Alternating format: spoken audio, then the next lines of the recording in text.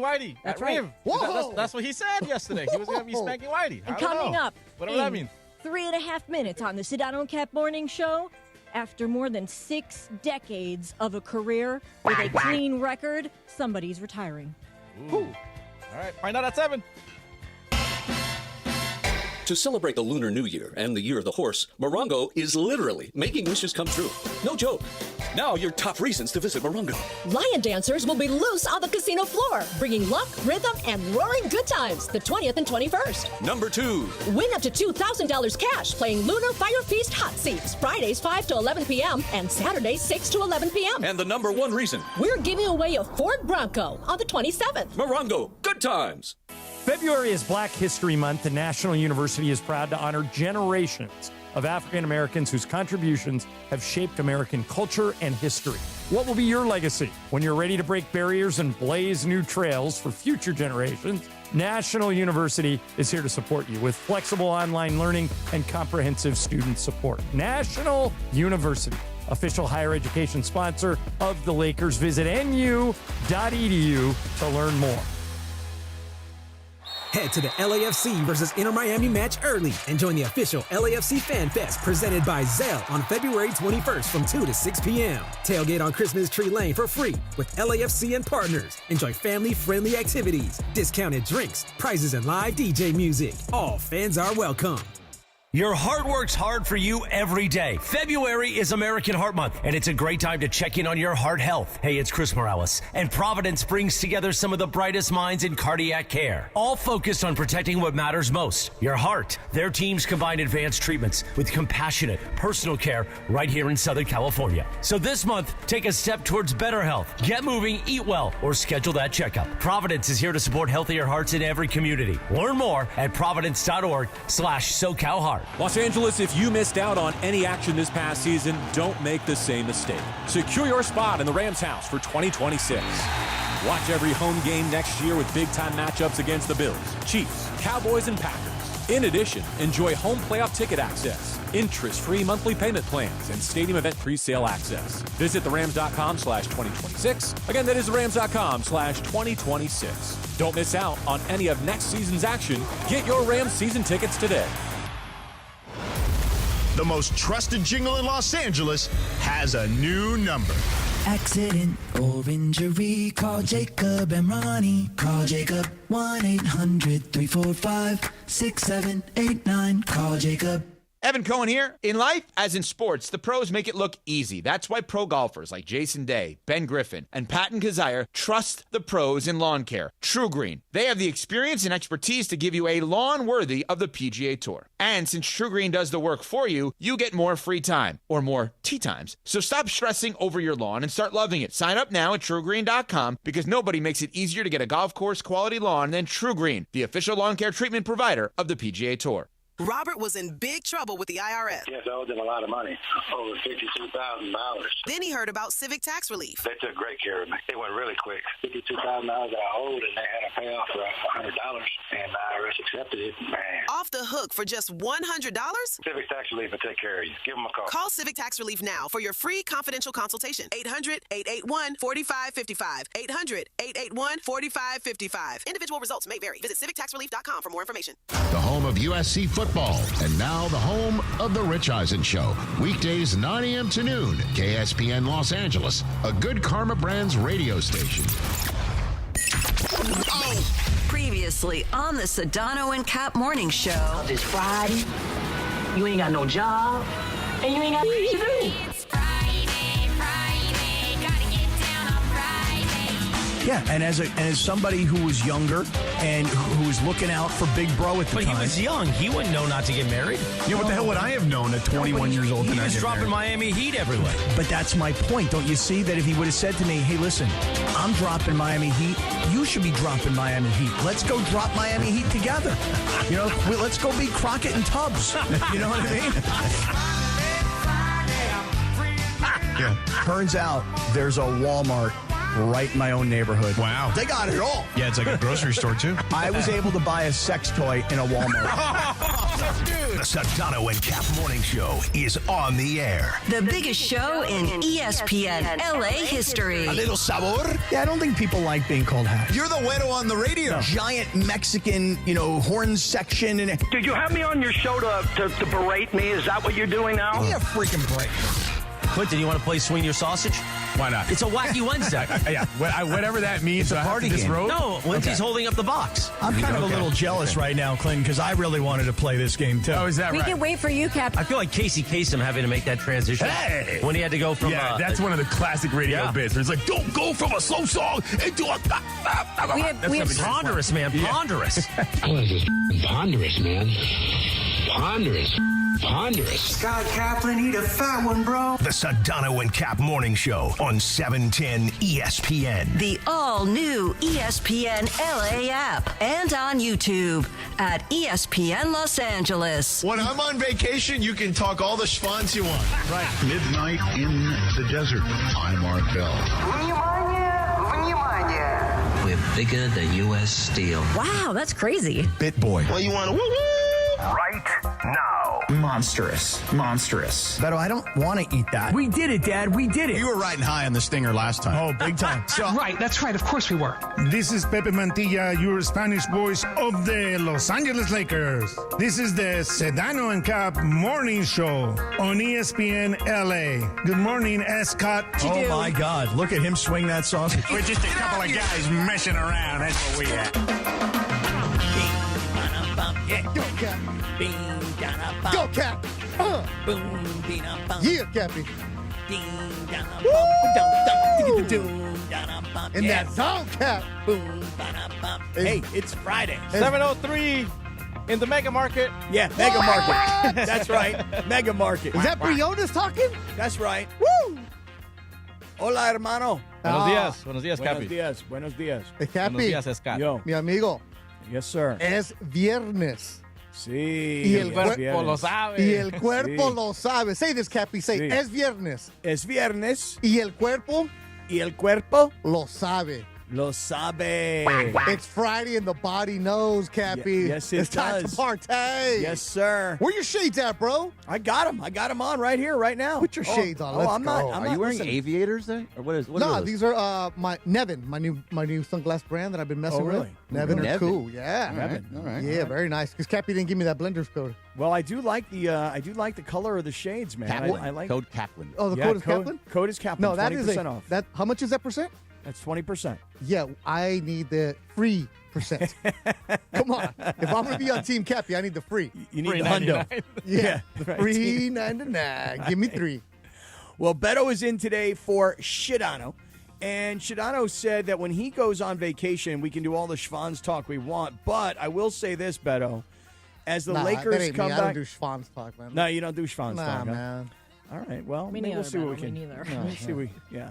Well, listen, as the Lakers come back to start the second half of the season tonight, I guess Yeah. it's double duty for you, right? You'll be working tonight as well? Cappy, every day we get a chance to come to this building is a beautiful day. Man. Absolutely, It's, man. Like and I'm being real serious about this. Okay. As some of my dad was a machinist for many years. We Mm-hmm. go wake up at 3 a.m. and deliver the LA Times Daily Briefs. I'm never gonna complain about coming in early, bringing donuts for the crew, and talking sports with you, man. Yeah, thank you for bringing in donuts. Always. Mexicans never show up And empty-handed. the Tiger Thank you Woods for the hat poster. on a Hat Friday. Oh, I got a hat. Yeah. Oh, it's Hat Yeah, Friday yeah. too. Yeah, that's Cappy. right. Let me see Bergie's lid yeah. today. It went different today. It's Let not, me it's see what not you a got, normal Berg. one. I Oh, got wow. the K. Do you know what the K stands for, Cappy? Let's It's not see. for Cappy. No, I was going to say. It can be for Cappy if you want it to be, but it's not for Cappy. That was really what I was going to say. And by the way, I would really love to have that hat. Yeah. And then my second guess would be a K would be for a good strikeout, you know? Oh, okay. You're close. You're getting Okay. there. Okay. It's for the KBO. It's the Kiwoom Heroes. Yeah. So when Jean went to Korea, she came back and she brought me a hat from. This is after KBO. the salmon facial? Yeah, it was after she got the salmon facial. That's absolutely Gotcha, right. Gotcha. Yeah. You don't need to go all the way to Korea to get a facial, bro. I did it down in Paramount on a Tuesday. you did. But not the salmon sperm. Oh, it can No, happen. that's true. It can happen. That is true. Yeah, little It's Simon. just way too expensive. Here. Yeah. You don't want to do that in the States. Yeah, so Well, we're going different hats today because it's Hat Friday, Bergman. Right. It is Hat Friday. Yeah. We're all rocking lids. I can see that. Yeah, I went to the Genesis yesterday at Riviera. Okay. I got my nice Genesis invitational cap that I got. Looking sharp. Looking I'm good. trying to be like Morales, buy merch all the time. Well, it seemed like the players really loved the course out there yesterday. We'll get to the genesis. We'll get to all of it coming up in a little bit. I fell in love last night. I just want to say that right now. I have a new love of my life, and it's not in a creepy way. It's more in like a fatherly kind of way with what I watched last night in the Olympics. But I may be in the minority. Maybe not everybody's watching as much Olympics as I am. I sat around yesterday afternoon to watch the USA women beat the Canadian women in hockey. But we'll get to all of that in a second. But, Beto, as we get ready tonight to tip off the second half of the season, and it's not really the second half. It's more like the post-All-Star third of a season remaining. The Lakers yesterday make big news, and I know tonight you'll be on the broadcast, and I definitely want to hear from you. I want to hear from Bergie. I want to hear what everybody thinks about what I'm calling the Dodgerization of the Lakers. Because that's what's happening here, right? I mean, when Mark Walter bought the Lakers, it was understood that the Lakers were going to go through a transition. And it's going to happen on the floor eventually. I still think it'll happen at the end of this year. But what do you mean at the end of this year? Meaning when the season is over and they start to really get going on the future of the team itself. I'm going to make an assumption here that we will not see LeBron James with the Lakers going forward. I got you. Yeah. The writing's on the wall there. Right. So the transition of what will happen on the floor is coming. It's inevitable. Whether it's this year or next year, it is inevitable that LeBron will not be here for much longer. But when I say the Dodgerization of the Lakers, we're talking about taking a small family operation, the Bus family, and we're talking about making it into a massive corporate Guggenheim sort of situation, which is what the Dodgers are. And I think that yesterday, the announcement that Lon Rosen, who has been the chief marketing officer for the Dodgers since 2012, is now coming into the Laker organization to take over for Tim Harris, who these are not necessarily, I don't think they're household names. This is hardcore inside, like emails people, right? Like you don't know who they are. Like the normal fan doesn't know who he is. The average fan doesn't know who he is. You don't need to know this, but let me just tell you this, Cappy. Yeah. When that name was announced yesterday, I know that in El Segundo, it was some knees knocking. Like, oh, we're doing this now. Okay. So Lon is a longtime sports executive in L.A. Started off as a Lakers intern in the sales department, was running the Lakers for a while. He was Magic's agent back in the day. So whenever you see Magic, you see Lon. Right. That's how they work. And when Magic left the Lakers, remember he and Jeannie were like kind of buddy heads because they chose Pelinka and everything else. And Magic said, I don't want to ruin the relationship. I have my sister Jeannie. I'm leaving. So did Lon, right? He was part of the advisory part there. He's been working with the Dodgers for years since the Guggenheim Group took over. And when Magic came in, part of the ownership, Lon was there. Lon is a fantastic, excellent executive. Behind the scenes, gets things done. You can say he's a winner when it comes to that world because what the Dodgers have with the deal with Spectrum and they have with Sportsnet, right? And you'll bring it in the broadcasters, finding Steven Nelson, finding Joe Davis, like getting that stuff done. That's what he does. It's behind the scenes, right? And you don't know this as the regular fan, but when Lon shows up, you better perform as somebody in the office. He's well-respected in the sports world. He's respected by everybody in the community. He is involved, gets things done. So Tim Harris was a longtime executive for the Lakers. Been there forever. Tim Harris, his background, he started off as a goalie for the L.A. Lasers. Indoor soccer, who were owned by, remember the San Diego Sockers? Of course, yeah, of course. Right, so he was part of that in the 80s. And remember, they had a guy named Beto on the Lasers. That's my guy. Okay, Billy Mack was a play-by-play guy for them. That's how far back he goes with the Bus family. Yeah. Worked his way up to become the president. But now, as you say, Cappy, they're no longer mom and pop. Nope. Just like the Padres, when they had the Seidlers as the owners, were mom and pop because it was the brothers running the team. One brother, but everybody. You need to have billionaires involved in modern basketball, right? The Celtics are getting sold, right? The Seahawks are getting sold because one family cannot do it. You have to have multiple streams of revenue coming in, and that's what Guggenheim does. Well, Guggenheim isn't just the Dodgers; it's everything around that, man. Right, and it's why, and this is I talked about this a lot last year. It's why they outsmarted everybody in baseball, in particular with the Ohtani contract, because you could take that $700 million, and even though baseball says you have to have it in an escrow account over here, they can invest and they can make more money off the money that they're not currently doling out to Ohtani. But let's just go back to Lon Rosen for 1 second. Here's the thing. But you see how quick it happened?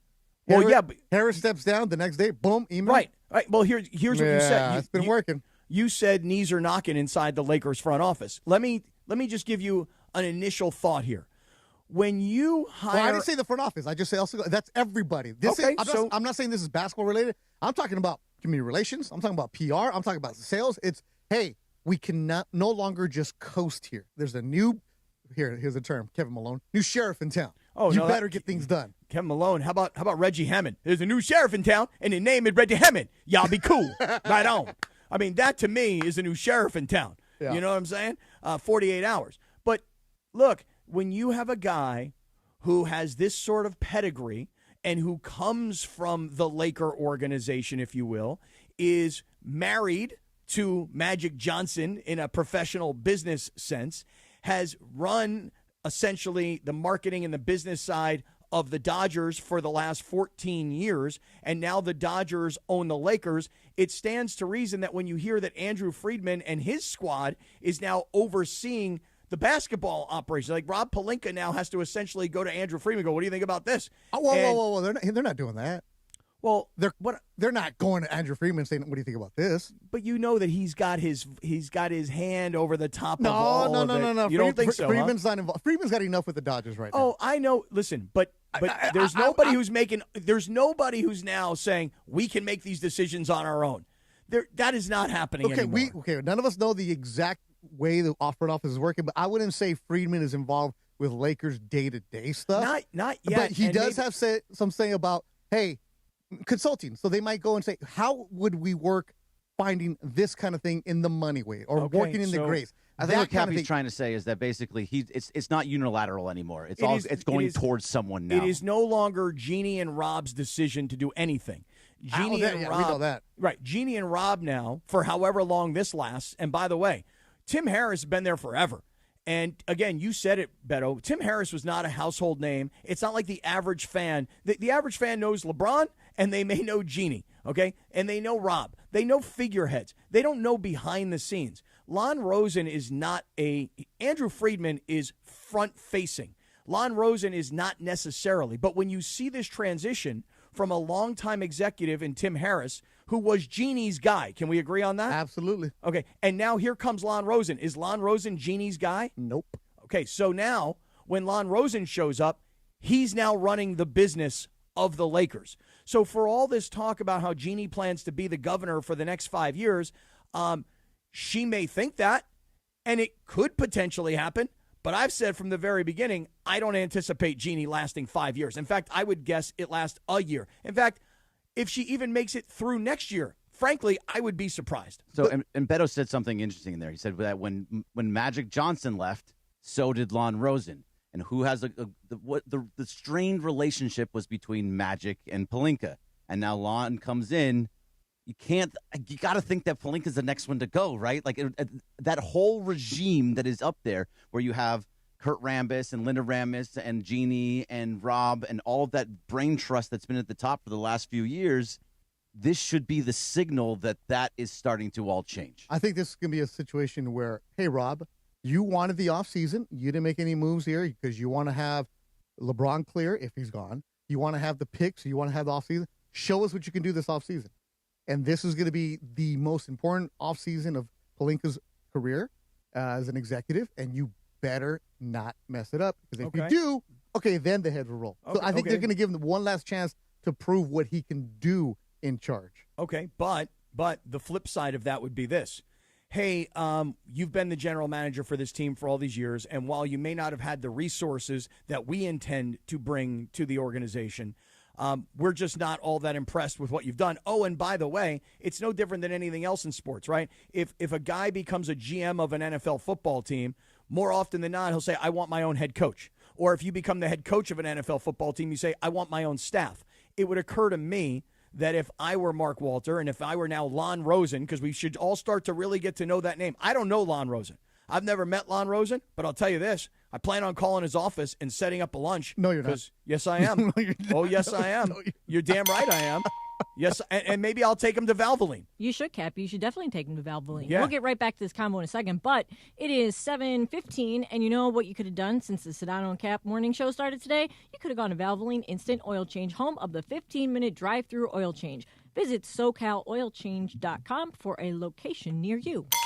So, Cappy, out of that, you're talking about, Beto just said, they're going to give him another offseason. I think you're going the same place that I'm thinking, Cappy, but why? I don't think they will. I don't think so either, because why? This is such a big because offseason. Jeannie's here. But that's a good point. Well, that's a very good point, though, Beto. No Jeannie, no Rob. Right, yes. So this is an excellent point. So Here you guys goes. are saying that Lon Rosen being hired by the Lakers, being rehired by the Lakers, if you will, and Tim Harris stepping down means for fans, for us who don't know who those guys are, that basically this is the end of the current regime. That's how I feel. Think so. Yep. That's what I think. Totally agree. It's lock in everybody that works for the Lakers. I'm talking about from the video person to the salesperson to the season total ticket. Clean everything out. No, not clean everything out. It's do your damn job and step it up. And who is going to stay here? So it's more of the people who've been coasting again. The people who've been coasting. Hey, there is no job security now. Like you've been here 20-something years. Well, what have you done to show that you should stay here? I don't think Lon coming in is just a basketball thing. It's an entire organization thing. I agree. Lack of sponsorships for some events. Lack of community events. You should not have the Clippers giving out basketball courts to the community and the Lakers not doing stuff like that. The Dodgers did a great job when Guggenheim came over and got into the community. You see a lot of these Dodger Dream Fields where they've refurbished communities in South Central. They've refurbished parks in the Valley, right? That's the kind of stuff that an entire organization would do that the Lakers have been lacking. Okay, great point. It's a great point because here's the thing. Again, it's a mom-and-pop operation, if you will, and I grant you we're talking about what became a $10 billion asset, so it's hard to believe that it's a small business, okay? This is not your local convenience store that's owned by the family that lives up the street. This is a massive, massive multi-billion-dollar business, so it's hard to believe that it's a mom-and-pop shop. But when you look at Ballmer or you look at Guggenheim or you look at Stan Kroenke and you look at the other owners around town, these are multi-billionaires. I've told this story before. I'll just make it real brief. But when the Rams were talking about moving to L.A., this is way back. This is probably 2014, 15, 16. I was every year, Beto, I was going down to Dallas for the Thanksgiving games doing the broadcast every year. And I would get into Jerry Jones's face every year about who was going to move to L.A. And Jerry Jones said, you got to understand something. We recruit guys like Stan Kroenke. If Stan Kroenke didn't own the Rams, we'd be going to Stan Kroenke trying to get him to buy a team. It's no different than what the NFL is doing right now. They're looking for the richest of the rich that can take over the Seattle Seahawks. It's what we've been talking about with all these baseball owners. Everybody wants to blame the Dodgers for ruining baseball, but the Pittsburgh Pirates owner isn't rich enough to play this game any longer, and that's the Buss family and Jeannie. They're not rich enough today to play in the modern-day NBA, but the Guggenheim Group, Mark Walter, and now Lon Rosen, who's going to run business, they are a rich enough company to come in and turn the Lakers into the Lakers of 2026 and beyond. And it doesn't just mean the basketball stuff. It's everything you just talked about. It's the business. It's the sponsorship. It's the community service. It's everything you just talked about. And that's why the Lakers are going through the Dodgerization right now of the Lakers. Where did you get that term from? I made it up this morning. I made it up early. Great term. Beautiful. Let's go back to the basketball portion of it just for a second, because Lindsay made a good point. If you don't know who these people are,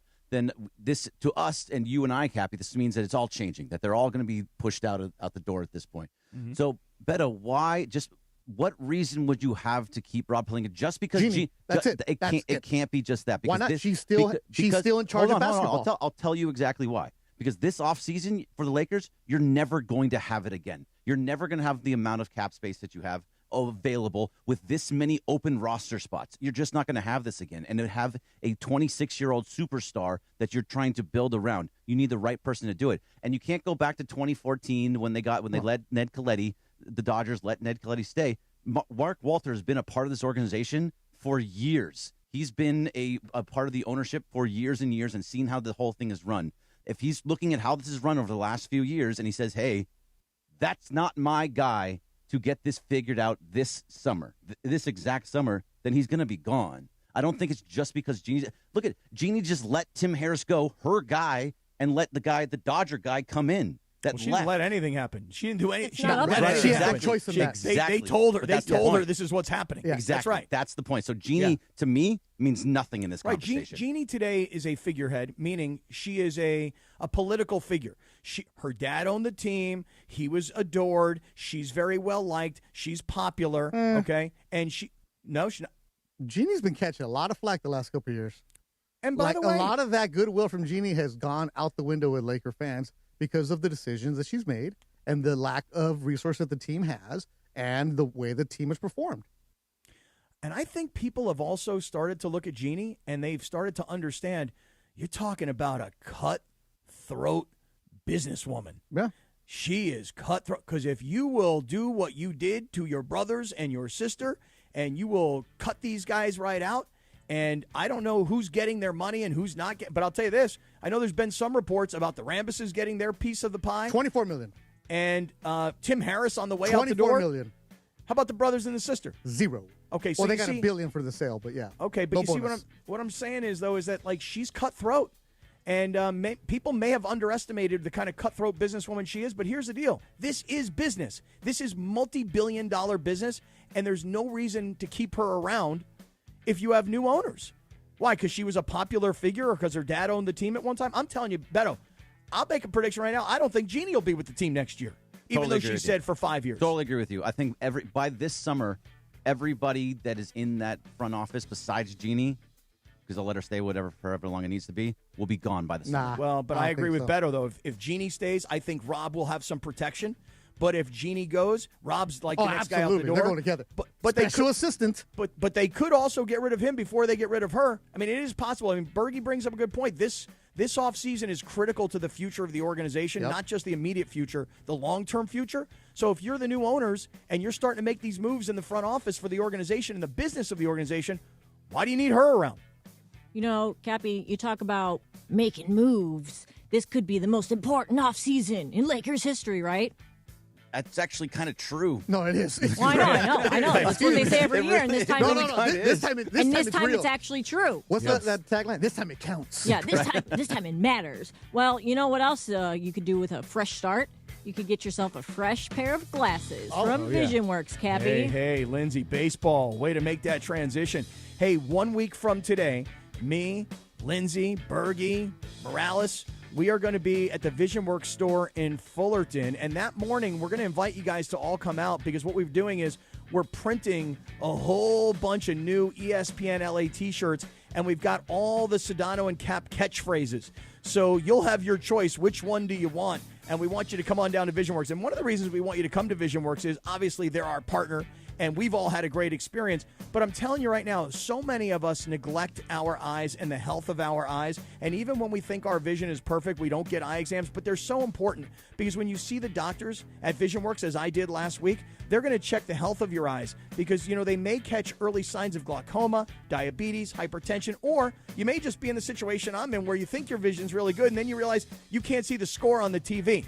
And then you got to go get a prescription. So we invite you to come join us at VisionWorks 1 week from today, Friday, at the VisionWorks in Fullerton. And, Linz, we're going to have a good time like we did last week. We're going to have a great time. And don't just come out there to get some T-shirts. Get your vision checked. And you know how you can do that? Make an appointment. Go online, visionworks.com. Scheduling an eye exam is very simple. You can check and see if they accept your insurance. You can even browse the frames that you might want to purchase before you get there. So make sure you head out to VisionWorks in Fullerton next Friday with us.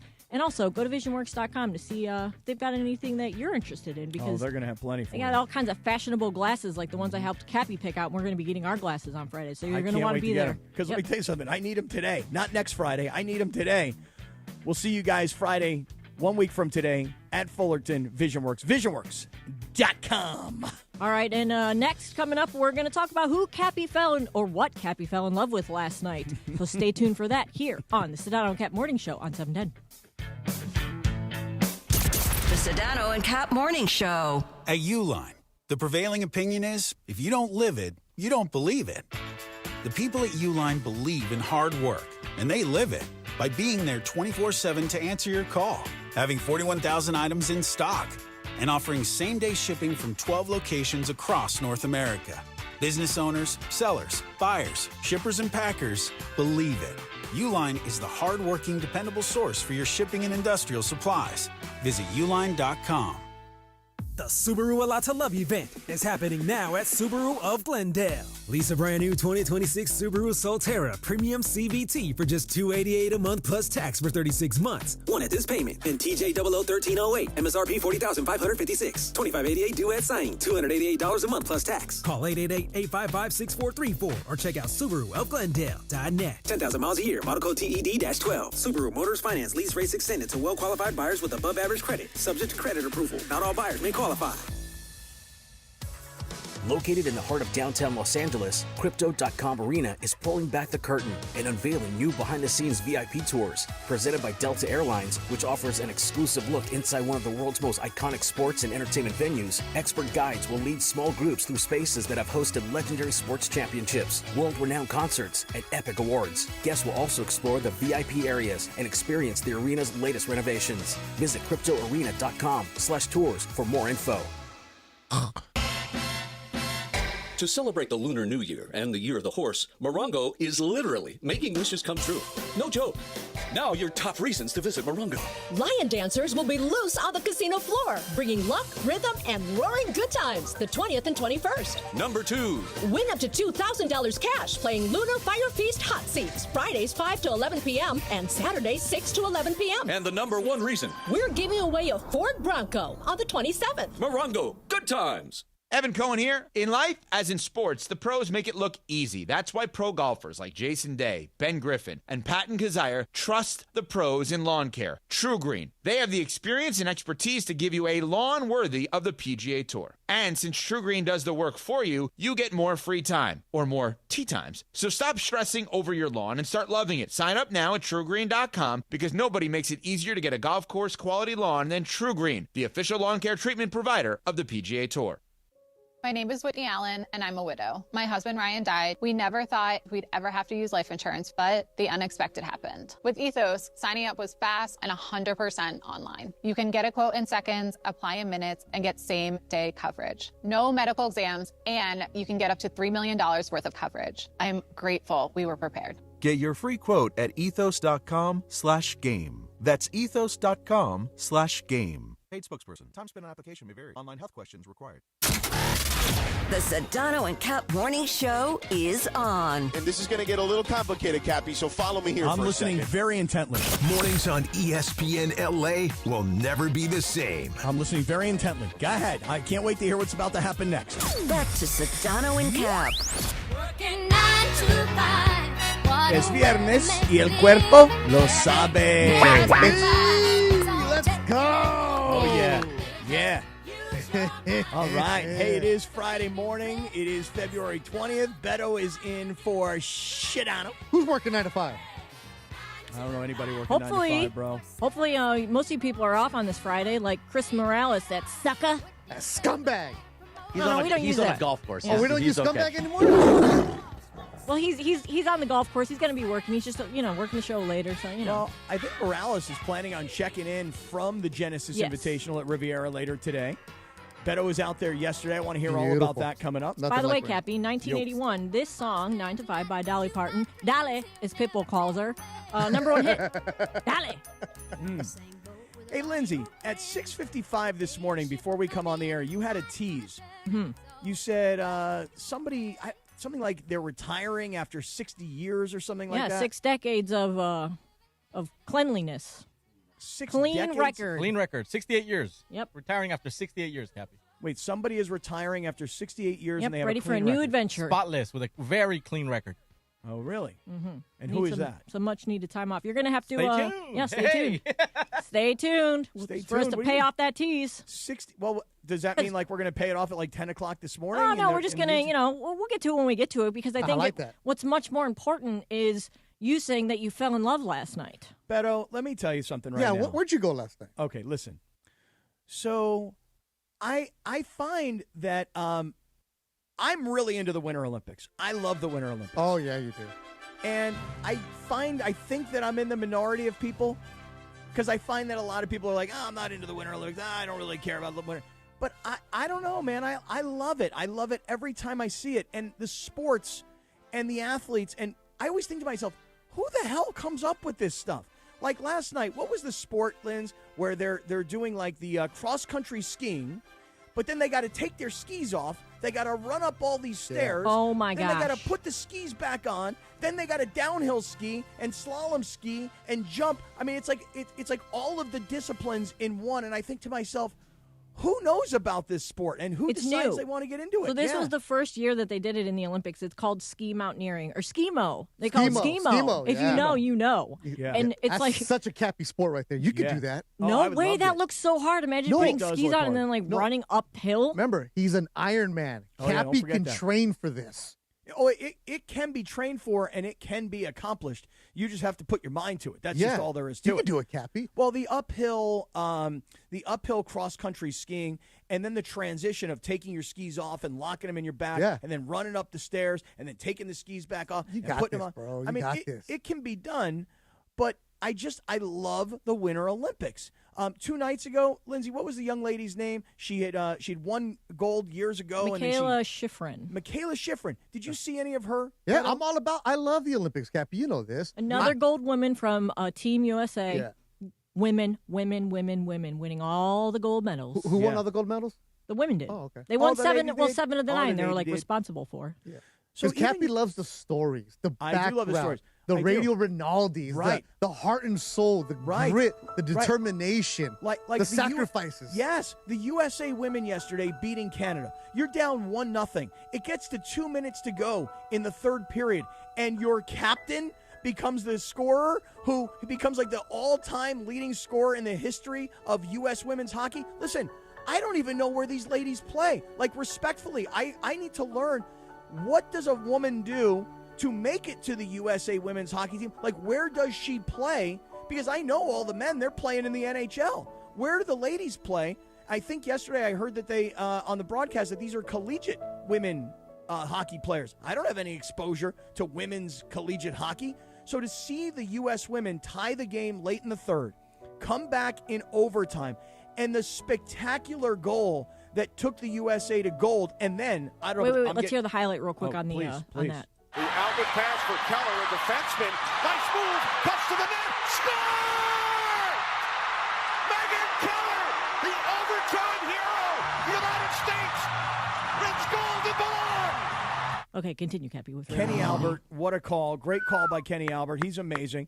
And then, for me, watching the women accept the gold medal, and I swear to God, I'm getting goosebumps right now, the national anthem, you could hear the crowd in the arena singing the national anthem word for word.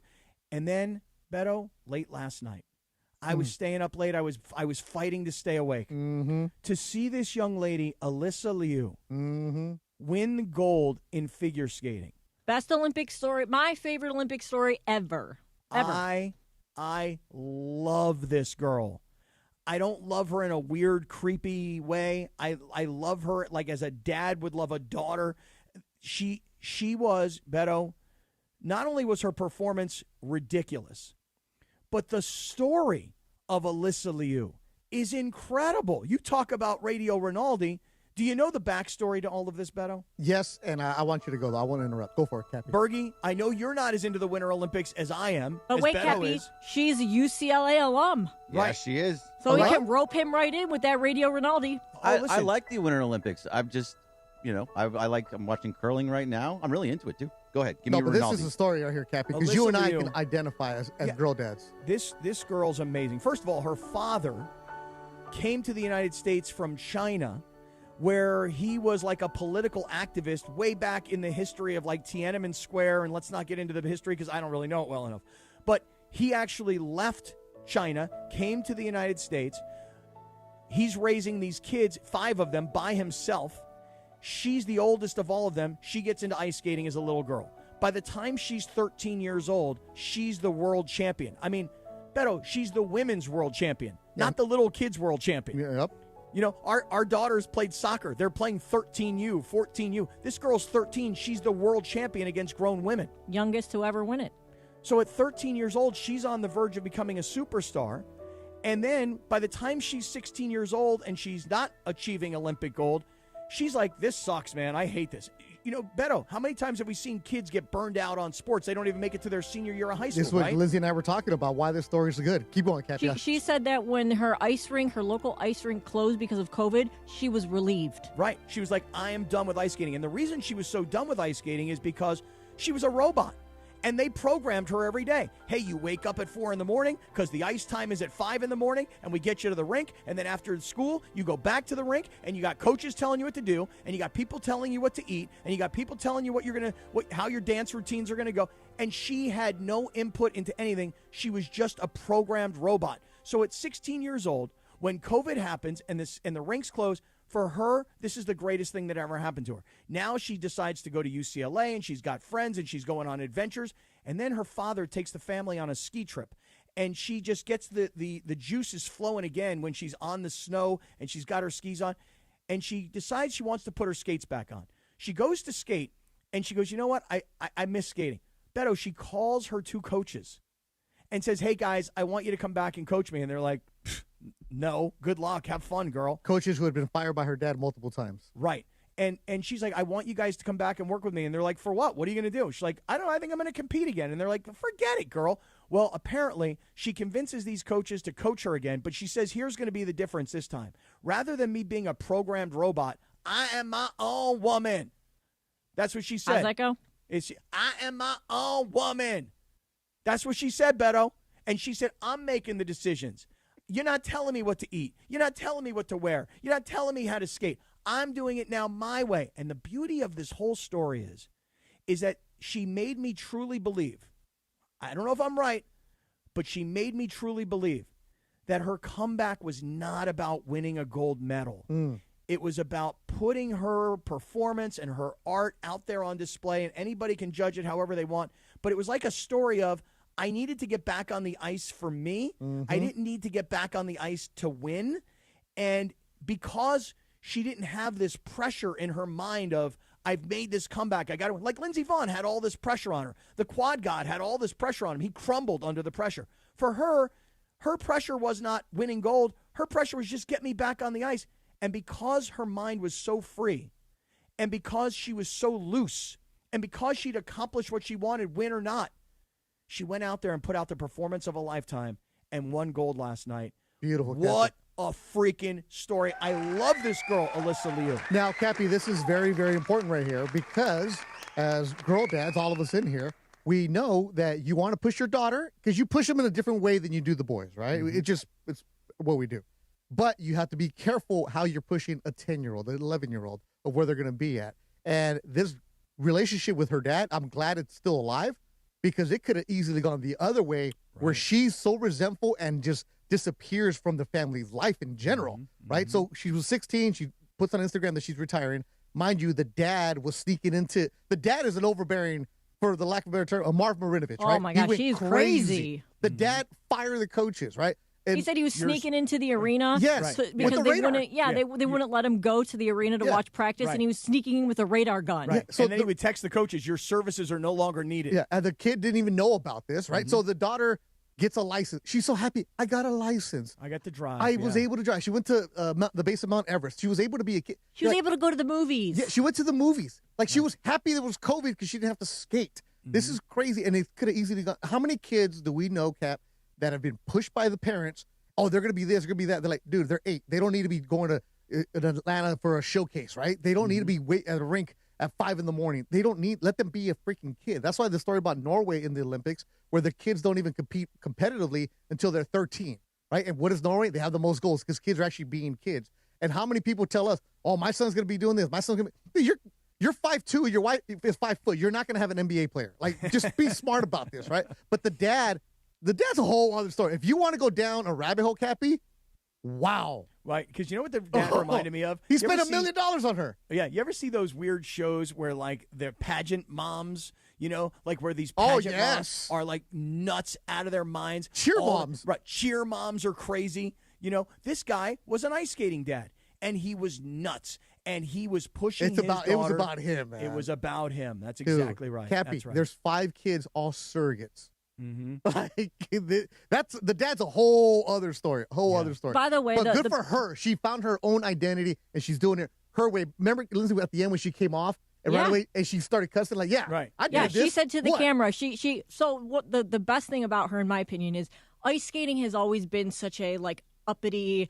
Like the judges have always been so like uptight and like, oh, you wore the crazy costume. Like in their minds, you can't technically take points off for that, but they're judging you differently because of based on like, your costumes and your song choice. And you know, she's somebody who went out there and said, IDGAF, like they say she YOLO'd her way to a gold medal because she literally didn't care. She comes out there with this crazy hair. She's got these piercings.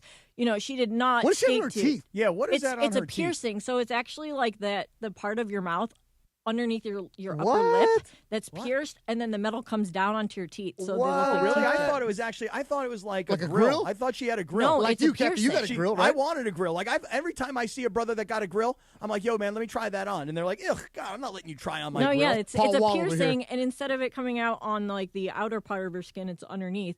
So yeah, you know, they call her like the alt queen. She looks different, and then she comes off the ice. How many ice skaters do you see come off the ice and do this? She said.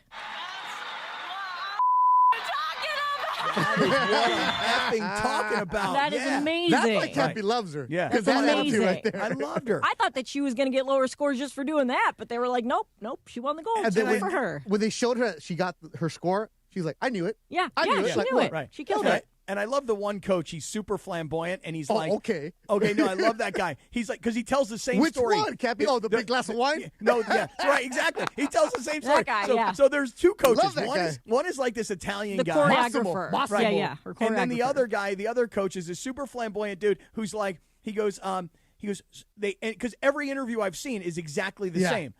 From 60 Minutes to NBC's pre-skate show, he's like, I got the call, and she told me that she wanted to compete again. And I opened a bottle of red wine. I poured myself a big glass of red wine. And then I called for 2 hours. Right. And it's the same story over and over again. Right. So, but this young lady, I think here's what I love so much about her. When you look at the guy who's this quad god guy, right? He told you that he choked. He told you that as the favorite going in, when he got on that ice, his head was just flying around, and he had all these negative thoughts, and his own head is what killed his performance. He literally said as soon as he stepped on the ice that all the traumas of his life like melted into his skin. Yeah. Right. And so he choked. His mind was not clear to go out there and put on the performance of your lifetime on the biggest stage of your lifetime, what you've been training for your whole life. He choked. This young lady, what, 3 minutes for the biggest moment of your life? Right. And you've been training how many years to get there? And you just choked. Yeah. And this young lady, she walked onto the ice like, I don't care if I win or lose. It doesn't matter if I get gold, bronze, or I finish last. All that matters is I've proven to myself that I could come back, find my love for skating, and do things my way, not be my father's robot. So I'm a winner because I got my life back. And because she was so clear-minded and because winning was not necessarily her priority, she skated so free, man. It was a beautiful thing to watch. Cappy, you know what she's doing? That's what she's doing. You know what else, Cappy? Just like you, living her best life. Well, good for her. I must tell you, good for her. I think that there's a lot of lessons to be learned because, Beto, you said it, and we can dig more into it. Yeah, and we can get more into the Olympics, Cappy, yeah. With our Olympic update because we've got other Olympic stuff. We got men's hockey playing today. Yep. You know, we've also got the Canada-Finland game that's about to start here any minute. Curling just lost. Yeah. Women curling. Oh, they lost? Boo, bummer. That's the semifinal. They're done.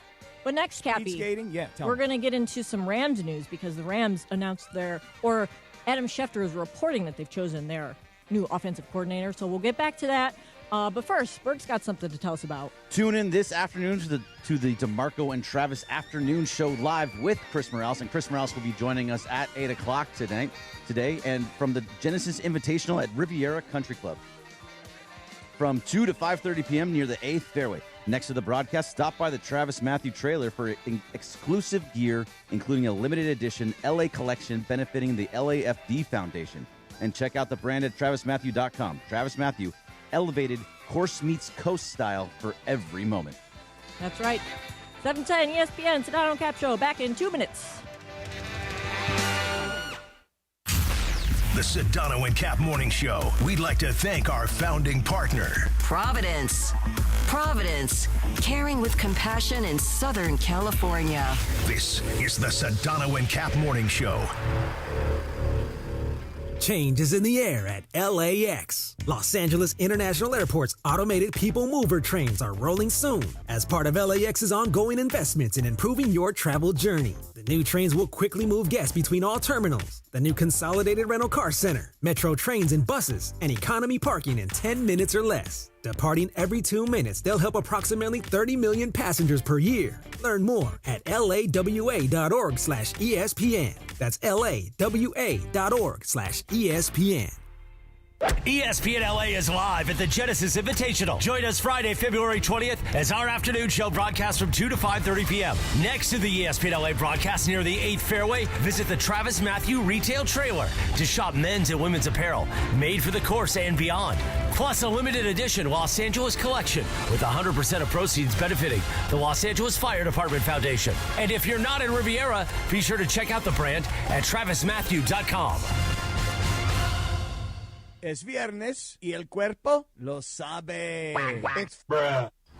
When pain keeps you from doing what you love, Hoag Orthopedic Institute gets you back to you. We are ranked number 18 in the nation and number 1 in Orange County for orthopedic and spine care by U.S. News & World Report. From the surf to the green, our world-class doctors are there, which is why more Californians choose Hoag Orthopedic Institute for orthopedic and spine care more than any other hospital. At Hoag Orthopedic Institute, there is no one better at getting you back to you. Proudly founded by premier physicians in partnership with Hoag. Learn more at HoagOrthopedicInstitute.com. Do you have 3 ex-wives and your current trophy wife wants a life insurance policy 3 times the size of the policies you had to purchase for your previous mistakes? If so, you need to call Big Lou at Term Provider, 800-568-2790. Big Lou is intimately familiar with your problems, and if you're 50 or 60 years old and in reasonably good health, a $1 million policy should only cost about $100 to $200 per month. Big Lou may have a solution for your previous policies as well. You may even save enough money to lighten the load on your new $1 million policy. Remember, call Big Lou. He's like you, except he's only on number 2. Call Term Provider at 800-568-2790. That's 800-568-2790. For $1 million in term life insurance that you can live with, call Big Lou at 800-568-2790. You're hanging out with the Sedano and Kap Morning Show. Oh, my. This is a banger. Don't get a chance to use that word very often, guys. George Sedano, Scott Kaplan. But it just sort of came out of my mouth. Banger is what it is. More Sedano and Kap right now. I want it that way. Tell me why. Tell me why. Yeah. Tell me why. Tell me why, Lindsay. Because Brian Littrell from the Backstreet Boys is turning 50. Happy birthday. Wow. Yeah, happy birthday. Luca must be fired up for Hey, that. did you guys see that these guys are trying to make a push to be the Super Bowl halftime show next year? Yes, I have heard that. I did hear Well, that. they did just extend their residency at the Sphere. I got to tell you guys. They're at the Sphere? Yeah, and they extended it like another 2 months. Beto. Tell me why. So I would never think to myself, hey, the Backstreet Boys are playing the Forum. I why. really want to go. Tell them, Bergie. Sing it, brother. But I got to tell you guys. Tell me why. A friend of mine called me this weekend. I want it that way. Fergie, where did that come from? Come on. Song, man. He is a Backstreet Boy. He is. No, it's one thing to say, tell me why, but Bergie, tell me why. You got into it. Got into it, Bergie. With your chest. Tell me why. Oh, yeah. You got to hit that. It's a 2-syllable word, why.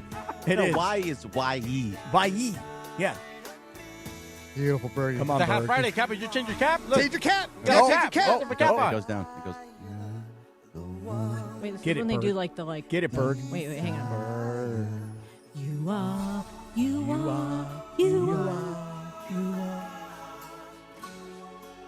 Come on, Berg. Hit it. Don't wanna get you. Look at him. Look at him go. Look at him. He is a Backstreet Boy. Yes, sir. Yes, sir. I was not expecting that. Go Birds. Bring that thing home, Bergie. Day. Oh, and the neck shake, too. That way. Who hurt The you? neck shake. Oh, yeah. Who hurt you, man? Who Wow. hurt you? He had a whole shake of the neck and everything. Mucho Bros about to give you a shout out right now, man. Got a little caught in the throat. I know your voice. You're going to lose your voice. Oh, man. Typical. I'm going to tell you guys something. I would never, say, hey, I'm going to go see the Backstreet Boys. It just wouldn't be on my radar. The Eagles at the Sphere, I'm in all day. The Backstreet Boys, I'm like, no. A friend of mine calls me this weekend, Beto. Who? He's a buddy of mine. What's his name? His name is Drew. What does he do? Drew from 98 Degrees? Another boy band? As far as what he does, this is going to become very complicated. Okay, just so forget that part. No. See, you don't like it when people do it to you, huh? No, I don't have a problem with it. I'll tell you his name. I'll tell you his whole story. All right. But what did Drew say? Yeah. my buddy Drew calls me and he goes, "Hey, you ever seen the Backstreet Boys?" I go, "No." He goes, "I'm in Vegas right now. I saw the Backstreet Boys last night." He goes, "You've never seen a show like this before." I go, "You're kidding me." He goes, "No." I said, "Well, I know Sedano went to see the Backstreet Boys, and then Luca, when he signed, pretty much packed everybody onto the private jet, other than LeBron and Bronny because they were playing golf. But he packed everybody onto the private jet to go see the Backstreet Boys at the Sphere. And yeah, like Lindsay said, they've extended their residency at the Sphere. So the Backstreet Boys, like the Eagles, Don Henley said in concert, this is 2 weeks ago when I was up there, Don Henley said, he goes, "Hey, I want to thank everybody for giving us these extra innings." That was the phrase he used, extra innings. Like, we are extending what we've done for 50 years, and we're extending it until now. And the Backstreet Boys, Beto, are making like this massive comeback, all because of the residency at the Sphere. And I would not be inclined to go, but now that I hear that the show is so bomb, I think I need to go see them. Because I want it that way. Can't get you to go, huh, Beto? It's the only song I know. Oh, really? Sorry No, about that. you know their song. No. You just don't realize No, it. you would know. You would go and you would know. No, I would not go. Cappy, you Okay. and I should go karaoke. Would you karaoke? Are Oh, you hell to the yeah. I would love to go. You are I love so- karaoke. Let's go karaoke. K-Town, Yeah. we got to go. Oh, I K-Town. would love that. Bottles and bottles and bottles of sojus. All Yeah. the soju. Cappy ain't no soju. No, I would do it. No. I'll go to the Sphere, Cappy, to see our boy Deacon. But Backstreet Boys, I'm all right. You better hurry up because the Eagles are going to end their residency. I think they've added 3 more weekends in April, but then the whole Sphere is booked for the rest of the year. And I think the Eagles, I'm not positive, but I think the Eagles are going to actually call it quits at Jazz Fest in New Orleans this year in May. Wow. When's that? Oh, May. Yeah, early May. But I won't be able to go because I'll be at the Beach Life Festival down in Redondo Beach that weekend. Hermosa. No, that's Hey, pretty one more much thing Redondo. on bands. Beto, Los Bookies. Oh. They're closing out SoFi. man. They are Los closing out Bookies. so 2 nights. Right. 2 nights at Los Bookies. Ready to Bookies. clean. See, now I'll go see Bookies at the Sphere. Me too, heck. Okay. Yeah, Tigres del Norte, let's go. Cappy, Now- you still have that Los Spookies jacket? No, I had to give it back to Alex. I had to give it back to Grande. Aw. Yeah, I gave it back to him. I like that jacket. Oh, it's nice. Hey, you mentioned before the break, Lindsay, that the Rams are making news today. And it's interesting, too, by the way, Beto, that it's taken this long for the Rams to make this news. I think everybody made the assumption that this was going to happen. But let me just give you a little bit of the timeline here for a second. When the Rams season was, getting towards the NFC Championship game, they had 3 guys on their staff that were all getting head coaching job interviews. You had Chris Shula, who obviously stayed as the defensive coordinator. Then you had LaFleur, who wound up taking the head coaching job. He was the offensive coordinator, took the head coaching job at the Arizona Cardinals. And then you had this young man named Nate Scheelhaase, who, truth be told, many of us didn't really know that name. You don't remember him? You mean as a quarterback when he played college ball at Illinois? Yeah, he was at Illinois. He was a quarterback. He was behind that Juice Williams kid. I only remember it because it just wasn't that long ago. Scheelhaase is a very young guy. He's 35. Yeah, so it wasn't that long ago that he played college ball, but I don't remember like anything spectacular he was necessarily. he was a good D1 quarterback. Yeah. So this young man, and I'd have to check his age because 35 actually sounds a little older than what I think he is. No, he's 35. Is it? Oh, is he? Yeah. Okay, excuse me. So Scheelhaase is a guy who has been sitting here in this Sean McVay system as the pass game coordinator, and because he was getting all these head coaching opportunities before many people thought he was really ready for these kinds of opportunities, you just assumed that once LaFleur left as offensive coordinator and went to Arizona, that the natural progression would be, well, Scheelhaase will move into the offensive coordinator job, and then Dave Ragone, who's the quarterback's coach, He'll probably move up to passing game coordinator, and then they'll probably put somebody else as a quarterback coach.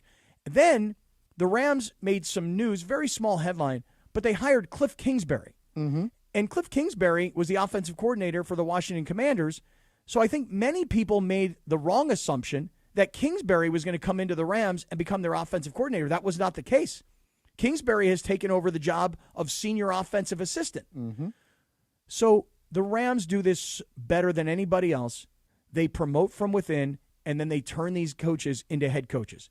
Nate Shieldhouse will become the offensive coordinator. Dave Ragone becomes the co-offensive coordinator and maintains his job as quarterback's coach, so that if next year Shieldhouse, who's still not calling the plays, Shieldhouse goes and gets a head coaching job, then Ragone can move in to the next spot. And they can just keep bumping guys up. Yeah.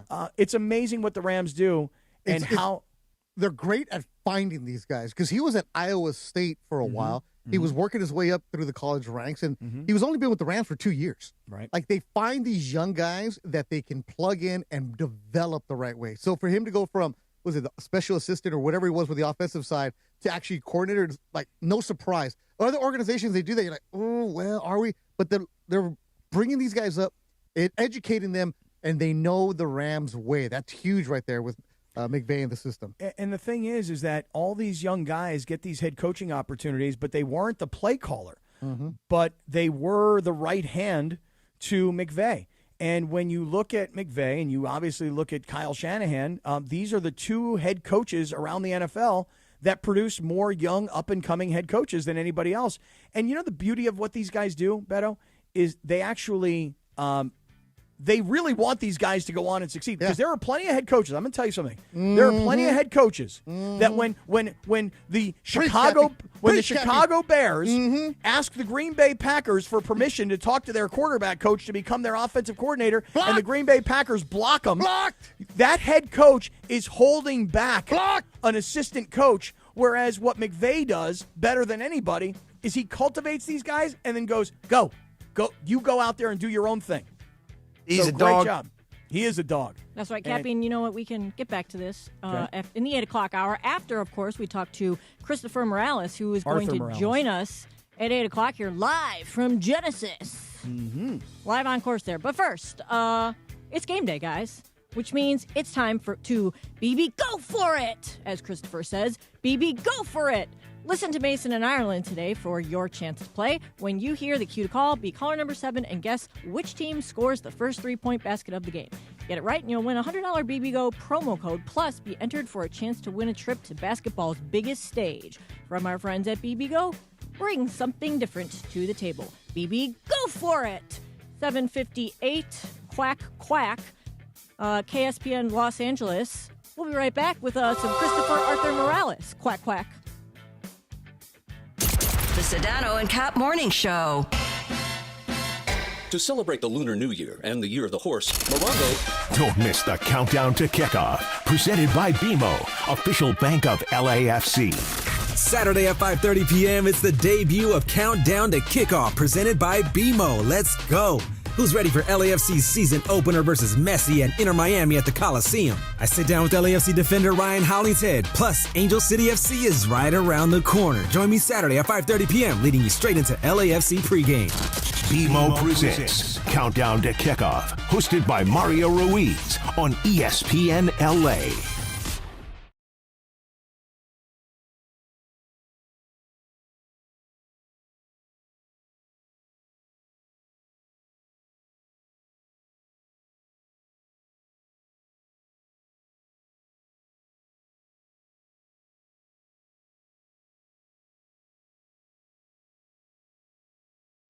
Why do we grill to order at Waba Grill? Because it's just better for you.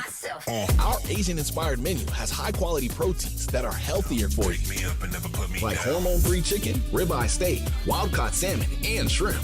Introducing our new Chili Crisp dumplings. A spicy twist on a Waba favorite. Bold, crunchy, and tossed, and fiery. Chili Crisp. That's our new Chili Crisp dumplings. Get them today.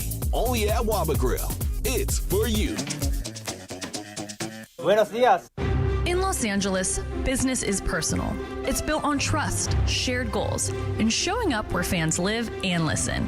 At ESPN LA, we don't just close business, we open partnerships. We're hiring audio, play-by-play, and digital marketing consultants, local experts who know how to connect brands through ESPN LA's talent, digital platforms, events, and the power of Lakers, USC, Rams, Kings, Angels, and LAFC play-by-play. This role is about listening first, creating custom solutions, and building long-term relationships with businesses across one of the most iconic sports markets in the world. If you are driven, collaborative, and ready to represent the best brands in sports, this is your opportunity. Competitive pay, full benefits, real growth. Open your next partnership with ESPN LA. Apply today at goodkarmabrands.com/careers. goodkarmabrands.com/careers. Your heart works hard for you every day. February is American Heart Month, and it's a great time to check in on your heart health. Hey, it's Chris Morales, and Providence brings together some of the brightest minds in cardiac care, all focused on protecting what matters most, your heart. Their teams combine advanced treatments with compassionate, personal care right here in Southern California. So this month, take a step towards better health. Get moving, eat well, or schedule that checkup. Providence is here to support healthier hearts in every community. Learn more at providence.org/SoCalHeart. Bundling your home and auto with Progressive could help you save without sacrificing quality. It's the smart thing to do. And as a hockey fan, you always know the smart thing to do. Shoot the puck! And you let the players know it. Shoot the puck! All game. Shoot it! Come on, shoot! And sometimes even after. Man, rough game, huh? Yeah, they should have shot the puck. So bundle your home and auto with Progressive. It's the smart thing to do. But you already knew that. Get a quote at Progressive.com. Progressive Casualty Insurance Company affiliates and other insurers. Not available in all states or situations. Evan Cohen here. In life, as in sports, the pros make it look easy. That's why pro golfers like Jason Day, Ben Griffin, and Patton Kazire trust the pros in lawn care. True Green. They have the experience and expertise to give you a lawn worthy of the PGA Tour. And since True Green does the work for you, you get more free time, or more tee times. So stop stressing over your lawn and start loving it. Sign up now at TrueGreen.com because nobody makes it easier to get a golf course quality lawn than True Green, the official lawn care treatment provider of the PGA Tour. Mornings on ESPN LA will never be the same. Quack, quack. I get parents telling me all the time that the kids in the car love the quack. They're now into the quack, quack. Listen, huh? I am a role model for the youth of America. Oh, we know that. The Sedano and Kap Morning Show is on. Back to Sedano and Kap. She said she wasn't ready for the world. Some new addition, some many reputation. Definitely set this party all right. All right, here we go. Top of the 8 o'clock hour on a Friday. Sedano and Kap. Beto is in for Sedano. And we're getting ready to go out to Riviera, where Christopher Arthur Morales will report this morning. But you know, Cappy, back Tell in me. 2004, this was the #1 hit, Twista, featuring Kanye West and Jamie Foxx. Slow jam. I'm out on Kanye. Yeah, everyone is. But Twista's still like the fastest rapper ever. Yeah, in on Twista, out on Kanye. Yay. I mean, yay. Yeah, I'm out on Ye, Kanye, all yays, all A's. I'm done with that guy. Guys, Also, bad it's- news. All A's, huh? Yeah. It's Hoodie Day. Oh, Hoodie Oh, Day? Yeah, oh, Hoodie hey, Day. Beto. Hey, baby, Make sure, make sure you're wearing a nice hoodie. I bet you that Christopher Arthur Morales bought himself a nice hoodie over got at our hoodies on. the Yeah, Genesis the hoodie. merch shop. Travis Rogers Day, that's what it is. Is it Travis Rogers Day or Travis Matthew Day? No, Travis Rogers, he wears a hoodie every day. Okay. Well, let's go live to the Riviera Country Club, the Genesis Invitational, and Christopher Arthur Morales is embedded on the golf course. You talk about looking sharp this morning, got on that ESPN LA, I don't even know what vest that he got on there, a Travis Matthew vest, and he got on a hoodie.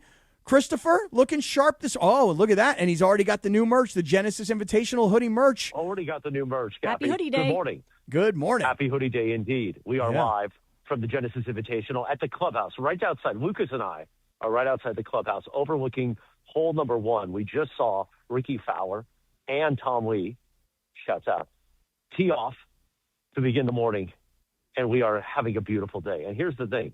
Yesterday, it was absolutely freezing. Beto was out here yesterday for day 1 because the rain had come the first few hours. And then as it warmed up, even though the sun was out, the wind picked up.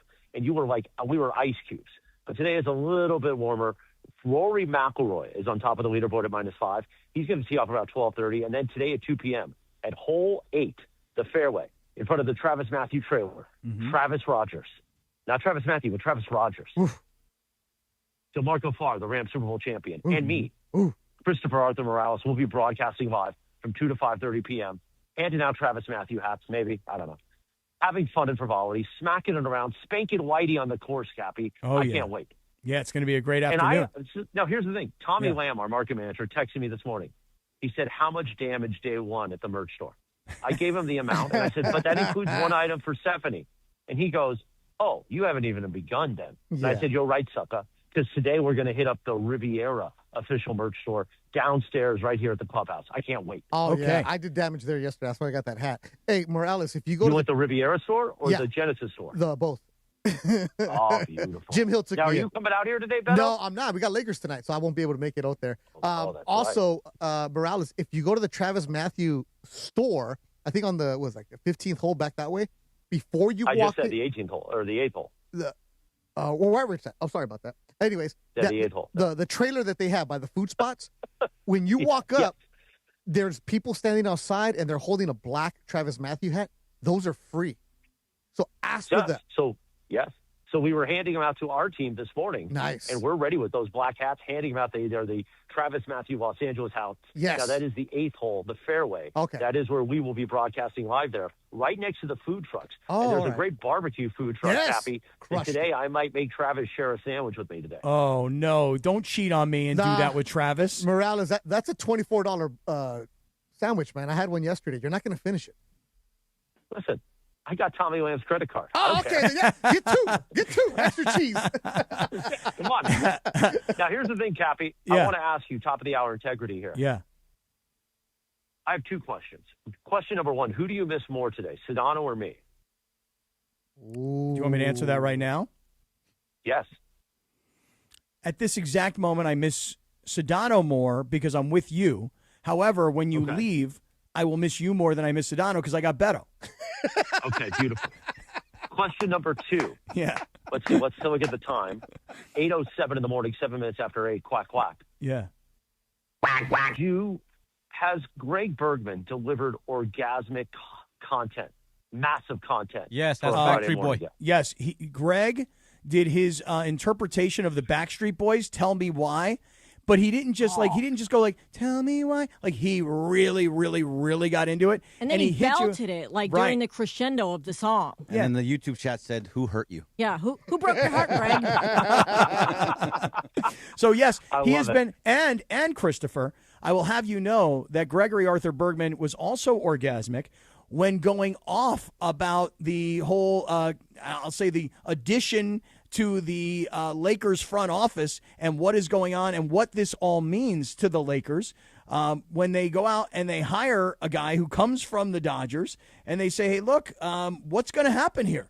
What happens next? Lon Rosen takes over for Tim Harris, but is that where things end? Or now with Lon Rosen coming through the door to run the Lakers, does that mean that Jeannie, who's been telling us, oh, well, I plan on spending my 5 years as governor, is like, nah, I don't really think so. Because, you know, what happens is when people sell companies and they stick around for their time that they're supposed to, once new management comes in and the previous owner is like, well, I don't really own the team anymore and I don't want to work for you, they pretty much bounce.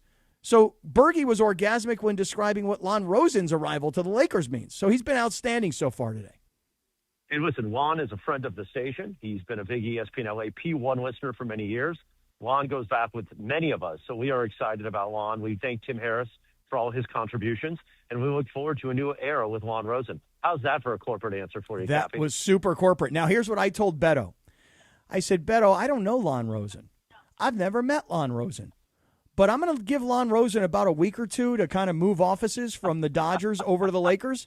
No, Then I'm gonna... I believe he's not moving offices. Okay, They're just well... adding an office to his current office. Okay, well, then I'm calling Lon Rosen's office. And I'm scheduling a lunch with Lon Rosen. Of course, I have to incentivize him to actually have lunch with me. So, Chris, we're going to go to Javier's because now that I'm best friends with Javier, I need to take Lon Rosen to Javier's. And I need to get to know Lon Rosen. I don't want to have one of these relationships where he's a guy who I don't even know and he's in this office and he's untouchable. I want a hand-to-hand, eye-to-eye, Hebraic hermano brotherly relationship with Lon Rosen, and I want it immediately. Well, beautiful. I can't wait for that. And maybe I'll be there. Maybe, I'll try to be a pretend Hebraic brother that day. But listen, bring Tommy's credit card. Invitational. Yeah.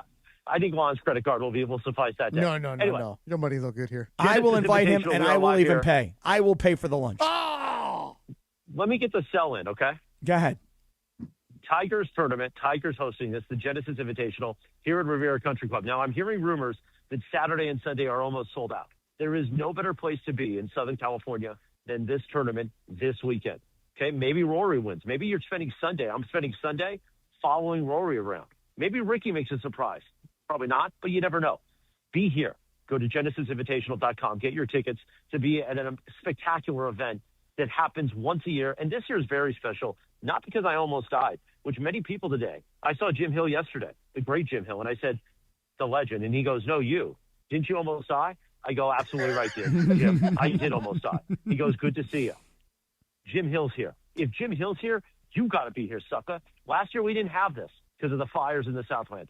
So help us make a comeback. The Genesis Invitational, genesisinvitational.com. Beto Duran, you going to be here Saturday and Sunday? No, we got Lakers this weekend. Tomorrow I'm in Vegas for a fight, so I wish I could be there, but have a great time. You got something set up in Vegas for you? You know, he got something going. Of course he does. All right. Come on. I mean, you don't even have to. I'm going to go see Backstreet Boys. Very nice. Not a Maybe you'll see a cameo from Greg. I'll be all over the sphere. It'll just be me doing this on this airwaves all across the sphere. Chris, I got to tell you, the hoodie that you're wearing, the Genesis hoodie, underneath the ESPN LA vest, you are looking sharp. I first of all, I love the color of the hoodie, and I always think like I love to wear hoodies every day. So maybe you got Tommy's credit card. I mean, can you just put one on there for me? Because when you buy merch at a golf tournament, ain't no joke. Ain't no joke. It hurt. No, the merch is on my credit card. I have Tommy's credit card for just snacks. Oh, that's snacks. for snacks and for food. Okay. Wait, you're going to break the fast with snacks? Oh, the fast will be broken with this amazing breakfast sandwich inside the media area here at the clubhouse. That's in about an hour. Okay. But what about your no sugar for Lent? Hasn't that already started? Yeah, I did. I haven't had any sugar. Okay, so you're good. Yeah. Yesterday I had one of those little Quest snacks on the course. I'm good. But what we're preparing for is when we end the show around 5:30 p.m., we can't unpack and tear down until play is done here at Riviera, which means I've already prepared everyone. As nightfall, it's going to be like -7 degrees. People are going to be shaking and shivering. And I can't wait. I've got the scarf in my backpack. I'm ready to wrap it around and be like, guys, I'll keep everybody warm. Let's cuddle for heat. I'm okay with it. Lucas, who's filming this right now on YouTube, the great Lucas, of course, the nephew of Riz, has already said, hey, Chris, can we cuddle on the course? I said, absolutely, homeboy. And Stephanie can watch. I'm not afraid. He's a little guy. You can just put him in your pocket, man. Yeah, well, that or put him between you and DeMarco and keep that kid warm. Yeah, make a little Lucas sandwich. By the way, with Lucas is our former intern, Brooke, who's now part of our promotional team. She's a UCLA girl. And we were talking about Mick Cronin this morning. And I go, that little guy running around the course. And then I look at Lucas. I go, Lucas, you're taller than Mick Cronin. He goes, everyone's taller than Mick Cronin, that bully scumbag. Right. I said, absolutely right. See, we can use scumbag. I love the fact that he got ripped in the LA Times as well, because when we showed up on Wednesday morning, I believe it was, and I said, he's a bully. And that is what they are calling him now in the LA Times as well. And the pressure is on UCLA. That is one of the stories of the week. Chris, I do have one question, though, about broadcasting from the 8th fairway. Yes. So, can we do the full show? I mean, because we can be loud, right? Or will we interrupt play? Will we have to be like, okay, wait a second. Here comes Rory. He's about to take the shot. And then we can go back to being what we are. Will we interrupt play at all? So we're with the food truck area and the Travis trailer. So I would say we are about half a football field from actual fairway play. Okay, got it. It's Got not it. too loud, But they have all kind of warned us, like, hey, listen, if we get too loud, they're just going to tell us, hey, guys, keep it down. Yeah, like, pipe we down. could be screaming. Well, again, the afternoon show doesn't do a love vote bit where we're screaming love vote at 4 o'clock in the afternoon. Right. But I might do a few BAMs just to shake up DeMarco. I might dump truck DeMarco, frankly. Whoa. There's plenty of room right there. Dump truck? There's plenty of room. Yeah. Give it to him. Give it to him. Hey, Morales, also right next to the sandwich spots, there's a little kid at the corner selling milkshakes where the hot dogs and the burgers and fries. There's a young man who's about 12 years old, and he's like, milkshakes over here, milkshakes. I got milkshakes over here. They're so freaking good. I bought one yesterday because he sold me on it. It was really good. So get one of those. How much? I gave up sugar for Lent, so I can't have a milkshake. Maybe he has sugar-free. Yeah. Just tell yourself it's sugar-free, man. Or sucker-free. Sucker-free. I'm going to doubt But that. we're getting moved all over the place because photographers are walking by trying to do their job. Ain't So nobody. At this point, ain't nobody. I got to say goodbye from the clubhouse live at Riviera, but it's going to be a great day at the Genesis Invitational. I would love to say that I miss you guys, but yesterday when we walked onto the course, Stephanie, my girlfriend, looked at me and she goes, I've never seen your face look so calm. I go, because I'm at Riviera. Yeah. She goes, can we just live here? I go, well, I'm a few million short for that, but maybe in a few years. Yeah. So, well, I'll tell you what, you do look good this morning. Well shaved. You know, I think you were inspired by my shave at RC's in Paramount earlier this week. Yes. Okay, you look very good. I love all the merch, and it looks like it's going to be an absolutely gorgeous day at Riviera and the Genesis. Have fun out there. I can't wait to listen this afternoon. absolutely right. Thank you, guys. I love you all. Have a great rest of the Friday show, and we'll be back Monday morning, Sedano and I, at 7 a.m. on the Sedano and Kap Morning Show. Quack, quack from Riviera Country Club. Christopher Arthur Morales, boots on the ground, embedded journalist there at the Riviera Country Club and the Genesis Invitational. How was it yesterday, Beto? Well, I got stuck in the rain. So I got there, and the rain started coming down. I was prepared. I had the umbrella. I had the boots. I was ready to go. 2-hour delay for me. I know it was a 3-hour delay overall. Hung out with Jim Hill up in the clubhouse and the producers and the shooters up there. So it was good vibes, good energy. Saw some people I knew. But then once you were on the course, beautiful, walked around. I went to the backside. I was actually following Aske Bhatia. I was following his group around, and he was doing well. Saw some of the local kids. So Heath Thigala, who went to Diamond Bar High School out there, he went to Pepperdine. He plays at Rolling Hills, actually around the caddy, knows him, stuff like that. So I was following some of the local guys around. So it was good. It was good vibes, good energy. Riviera is just awesome, but it is going to be a tough track, man, because it is muddy out there. And Cappy, asking for one of the best, the Riviera, the Genesis Open vest. It's like $150, but they're warm. So ask for one of those. I didn't buy one because that's way too much for me. But yeah, me too. Really nice. But I bought a nice Genesis cap. Good merch, good stuff. Everything else. I brought in a poster for Lindsay that they're giving out, the Tiger Woods posters. Yeah, so good stuff. I haven't turned on the, and I guess I'm assuming that I could just turn this on like the Golf Channel or something right now, this morning. But I've got my TV separated into like 4s right now. No, don't even try. Leave it alone. No, keep the curling on. I know. Well, I've got curling. I've got Olympics on over here. I've got like First Take on over here. I've got CNBC going on over here. I got news over here with CNN. So you're a good dude, man. Yeah, but I haven't started to watch the early part yet of the Genesis, and I was trying to learn a little bit yesterday. Like Jacob Bridgman was leading yesterday, and he was 5 under, and he doesn't tee off until 11:26 later today. I'm like, who's Jacob Bridgman? Jacob's first time here. Yeah, and he said that he loved the course. Yeah. He said he thought it was really great. But, I mean, I guess you love the course when you play really well, you know? It was pretty cool when you seen guys and, like, they still have their college bag there. Like, those guys that played at Georgia. So on the backside, he has Georgia on there. Then so he has a Pepperdine. So it's cool, man. It's good energy, good vibes, good stuff. And even if you make the cut, the 50th guy is making $50,000. Yeah. And then I was watching the caddies to see what they do, how they work, man. Because, the caddies, if their guy doesn't make the cut, they don't get paid. Of course. So that's where you see, like, come on, bro, don't miss that putt right now. So the final 18th hole, Cappy, I sat there for the last 3 guys and just sat there and just enjoyed it, soaked up the sun, and looked at that house. I'm like, yeah, that's about $20 million right there. Oh, more. That's $15 million right there. Yeah, right. There you go. I always like watching Xander Schauffele because it's so hard to believe that a guy his size, because he's a little guy, short and skinny, but man, local that guy generates a ton of power. No, he's a San Diego State guy. Where's he from though originally? I'm not sure. San Diego. But yeah, he's a San Diego kid, went to San Diego State. But he went to Long Beach State first, then he went to San Diego State. Oh, he did? Yeah. Okay. But just to see that guy, you're like, how does that guy create that amount of speed and power? So I just love watching all these guys. gosh, there's a part of me that's like, I really want to get up to the Genesis this weekend. Yeah, and then you realize you don't have parking and forget about it. He went to Scripps High School. That's where he went. Okay, Scripps Ranch High. There you go. All right, very good. Go ask All him. right. So, oh, my goodness. What is this? Oh, no. I'm going to make an assumption here. That there it is. I got the face. I got Jorge the cutis. Briones. El He got cutis. it. He got it right there. Look at that punum. Look at how cute he is. Jacob and Ronnie. And by the way, let me tell you something about Jacob and Ronnie. Jacob gets up early in the morning because he knows he got a lot of work to do. Because today it's Friday, and when I say he gets up early, he don't just get up out of bed. He bounces out of bed, gets out on his morning walk, gets in his exercise, because he knows he's not going to have time during the day to exercise because he got to go out there and do the fighting for the people of L.A. You see, people will cross the street. They're going to go grab lunch. They're going to run a quick errand. They're going to meet friends before the weekend. But it only takes one distracted driver to change everything.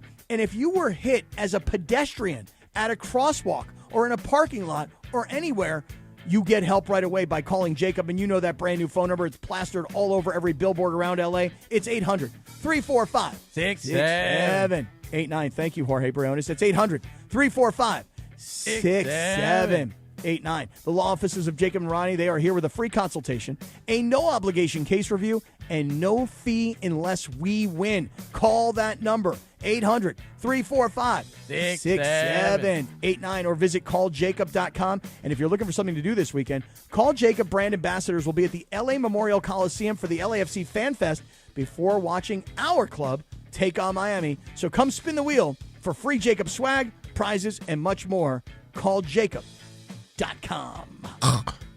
And Cappy, it's a Live Nation Ticket Friday. Call 213-799-0139 right now. Caller number 7 wins a pair of tickets to see Shane Gillis and friends at the Hollywood Bowl on May 4th as part of the Netflix Is a Joke series. Don't miss one of the biggest comedy events of the year, only with ESPN LA and Live Nation.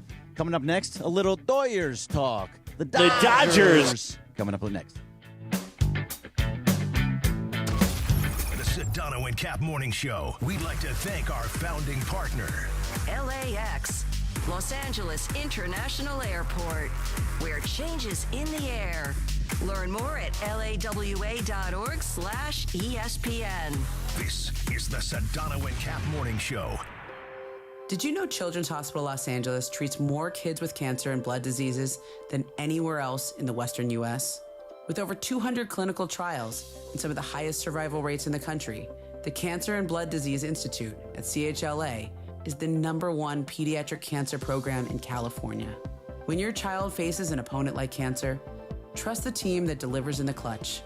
To learn more, visit chla.org.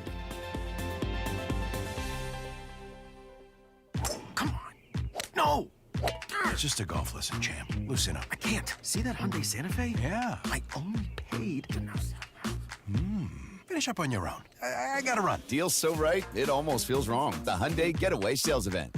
Get 0% APR for 60 months, plus 0 payments for 90 days on select Hyundai vehicles. See your SoCal Hyundai dealer. Offers end March 2nd. Call 714-568-7676 for details. Hey, what's up, Hong? Hey, it's Mace. If you love sports, you gotta see Cosm Los Angeles. Massive display, crystal clear picture and fans everywhere. Step inside the dome, wrap around visuals, put you in the action. You want variety? The hall delivers live multi-view sports, no remote needed.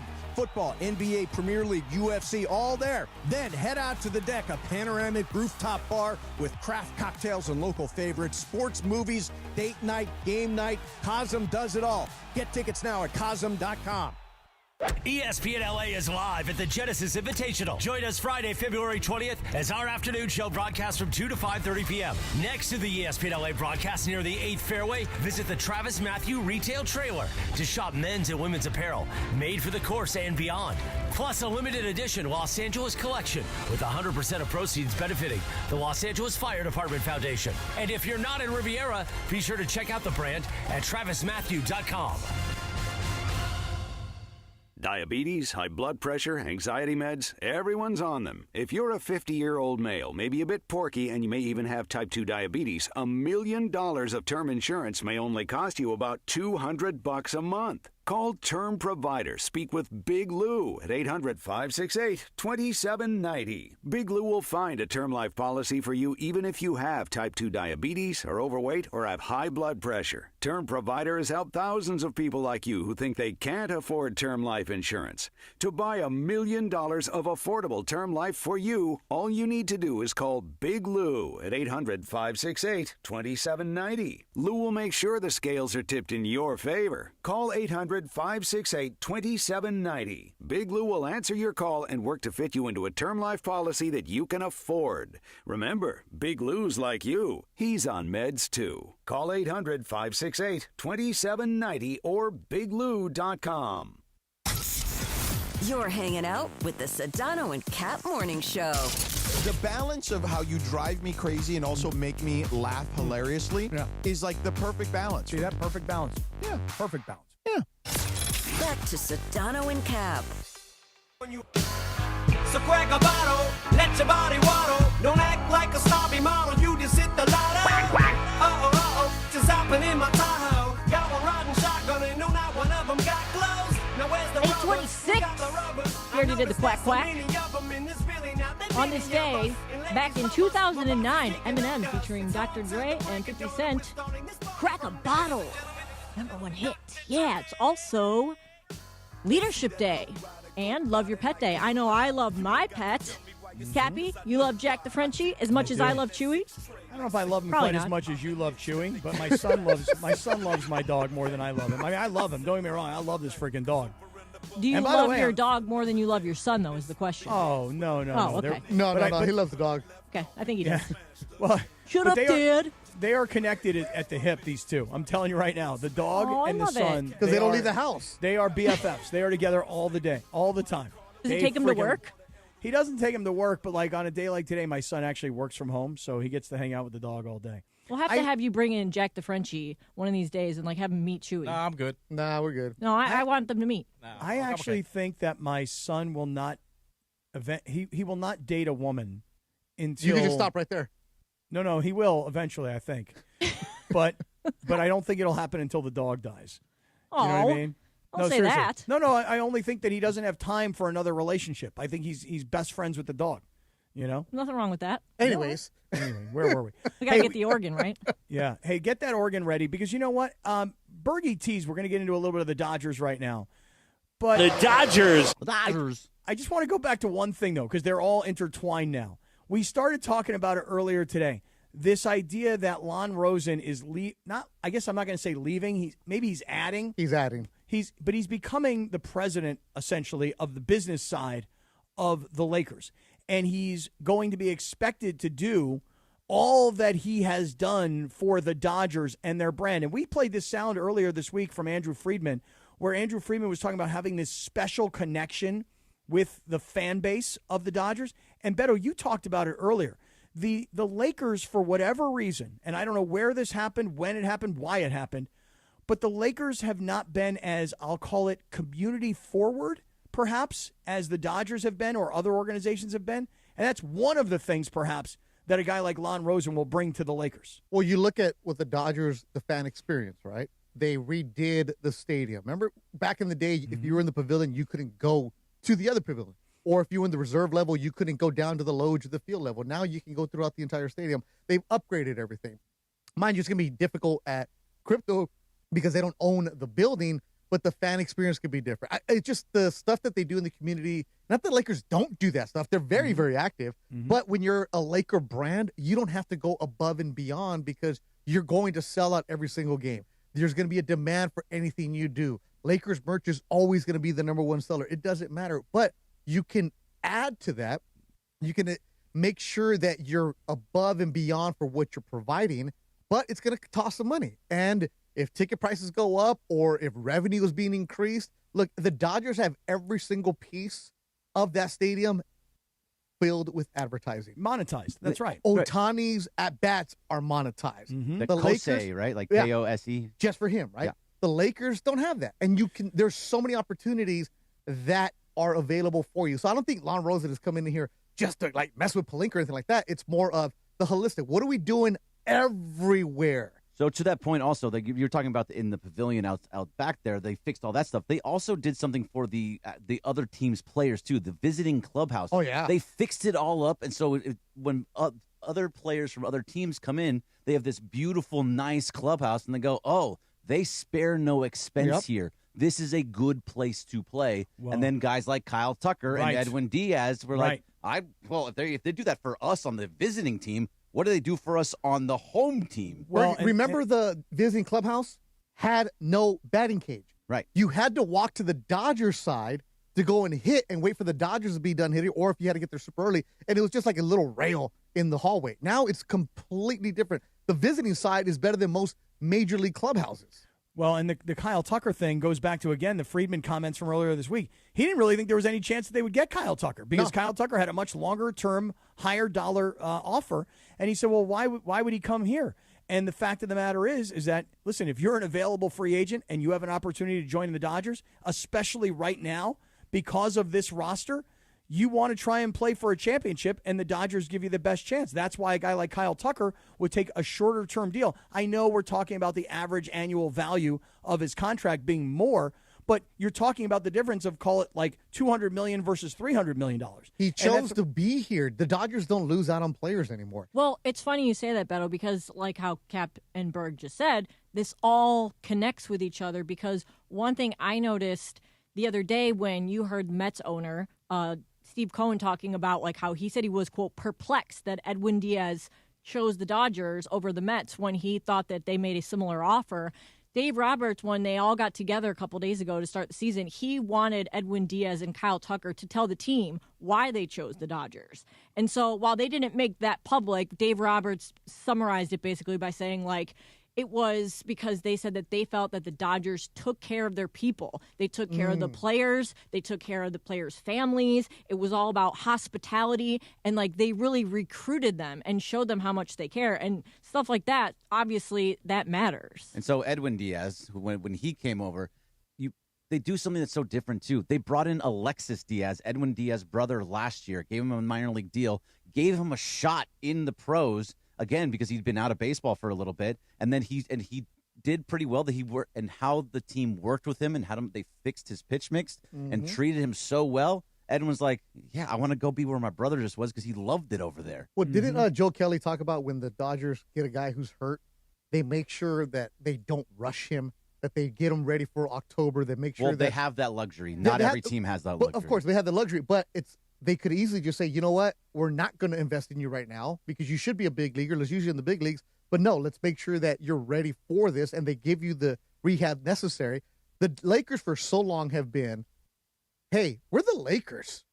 How dare you say no? Nobody says no to us. And what did Dwight Howard do? He said no to them and went to the Rockets. LaMarcus Aldridge went somewhere else because the Lakers for so long have been in, and the Laker fans get into this problem too. Look at the championships we have. Okay, yeah, that you have, but what are you doing right now? You're not the best in the NBA right now as far as your scouting department that doesn't exist, the front office that a lot of teams don't want to deal with, the moves that you make, the roster construction is bad. You're very top-heavy. You're limited with the money you have, and what are you going to do and offer? So if you're a free agent and you're looking at like, yeah, they're the Lakers, but that doesn't matter anymore.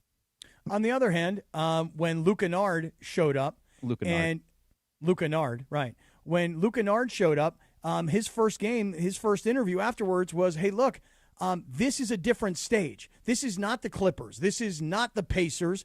This is the Lakers. And putting on this uniform, playing on this floor, playing in front of these fans, it's different for NBA players. But by the way, this is why the whole Lon Rosen thing, I'm going to come back to the Dodgers in one second.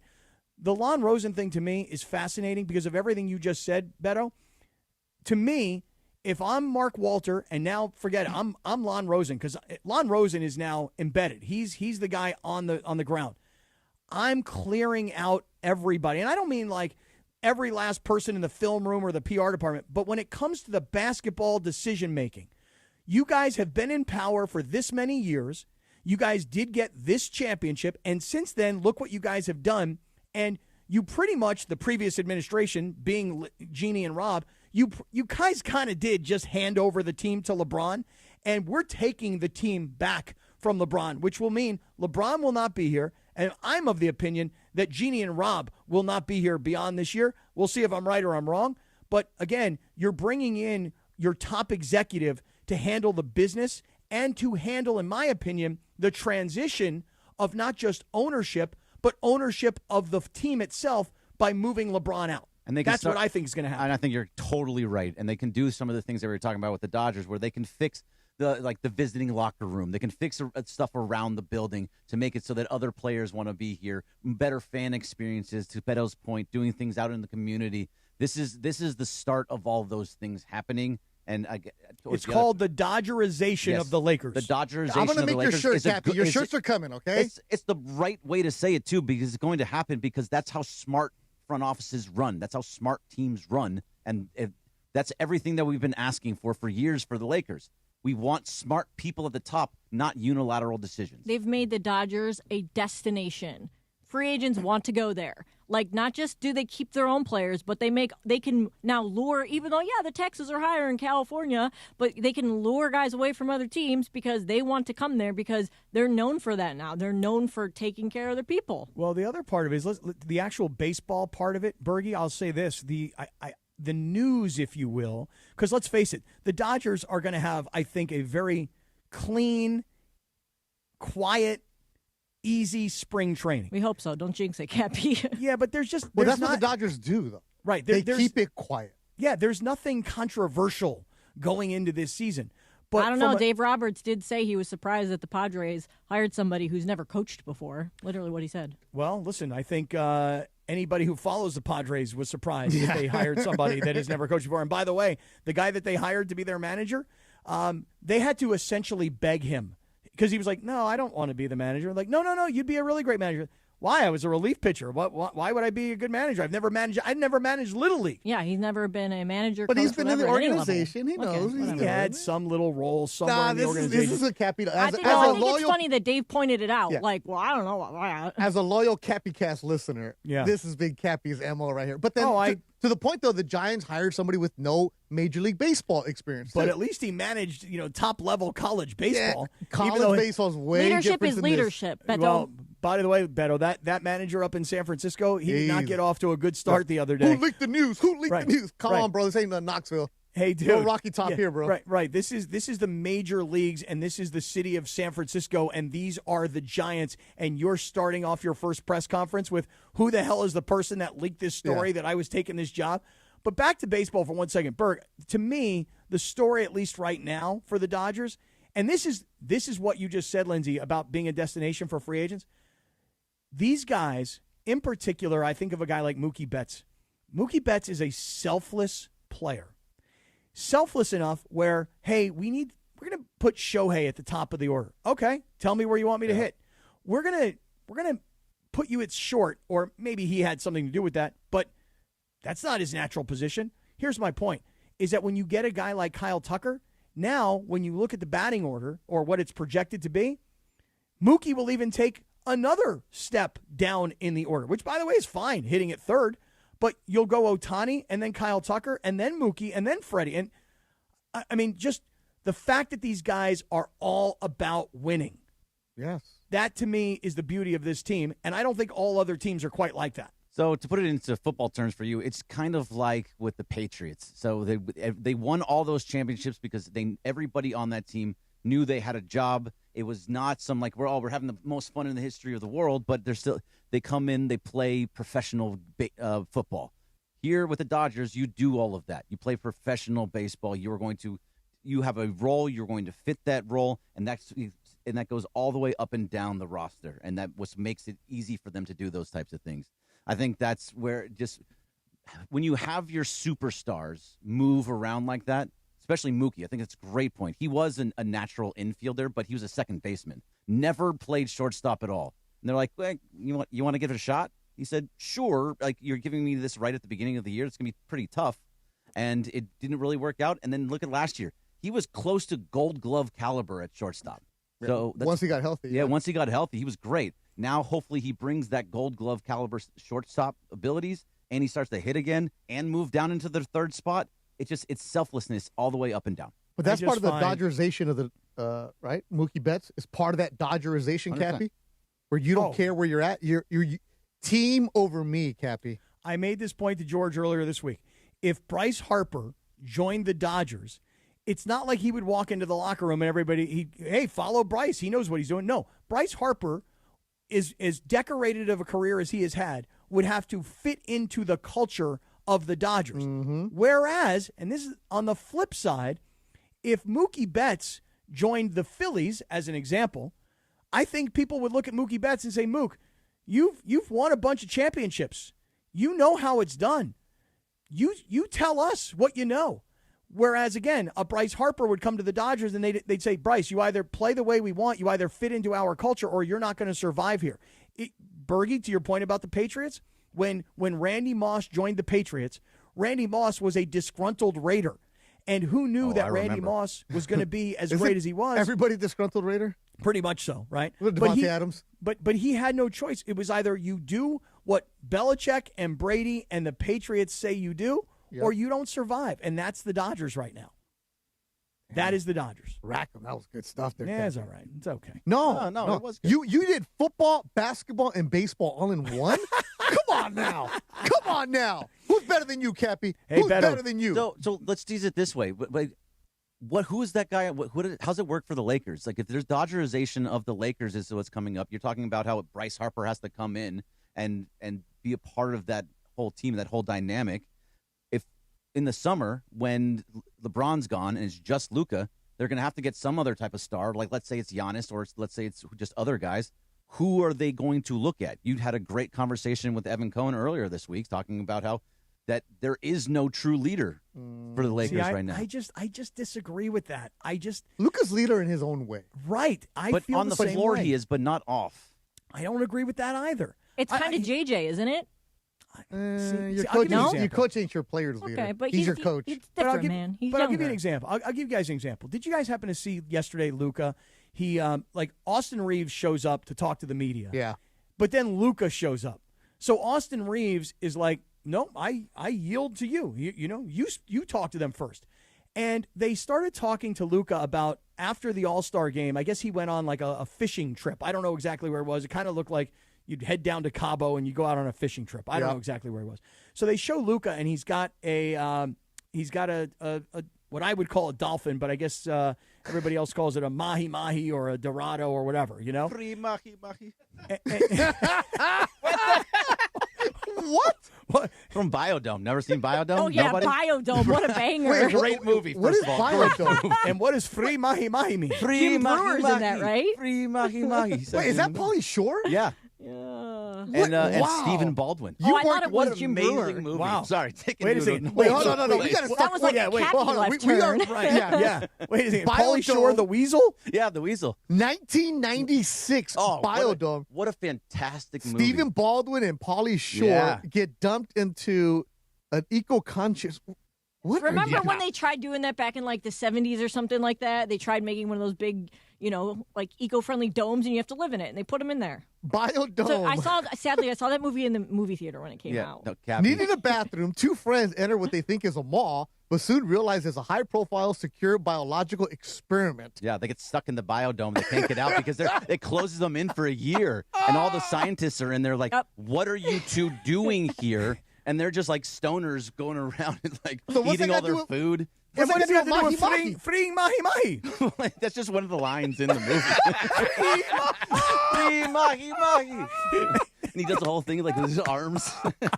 So the weasel was in Biodome. Yes, Yeah. absolutely. Wow. If you My haven't, go watch the movie. It's All not right, wrap it up, great. Cat. Wrap All it right, up. my only point was this, is that one of the things that Luka does is his leadership style, in my opinion, is he keeps everybody loose. The whole story yesterday about, hey, could Austin Reeves have brought in that big fish? And he was like, hell no, he couldn't bring in that fish. That fish is bigger than Austin Reeves. And he called him a bleep.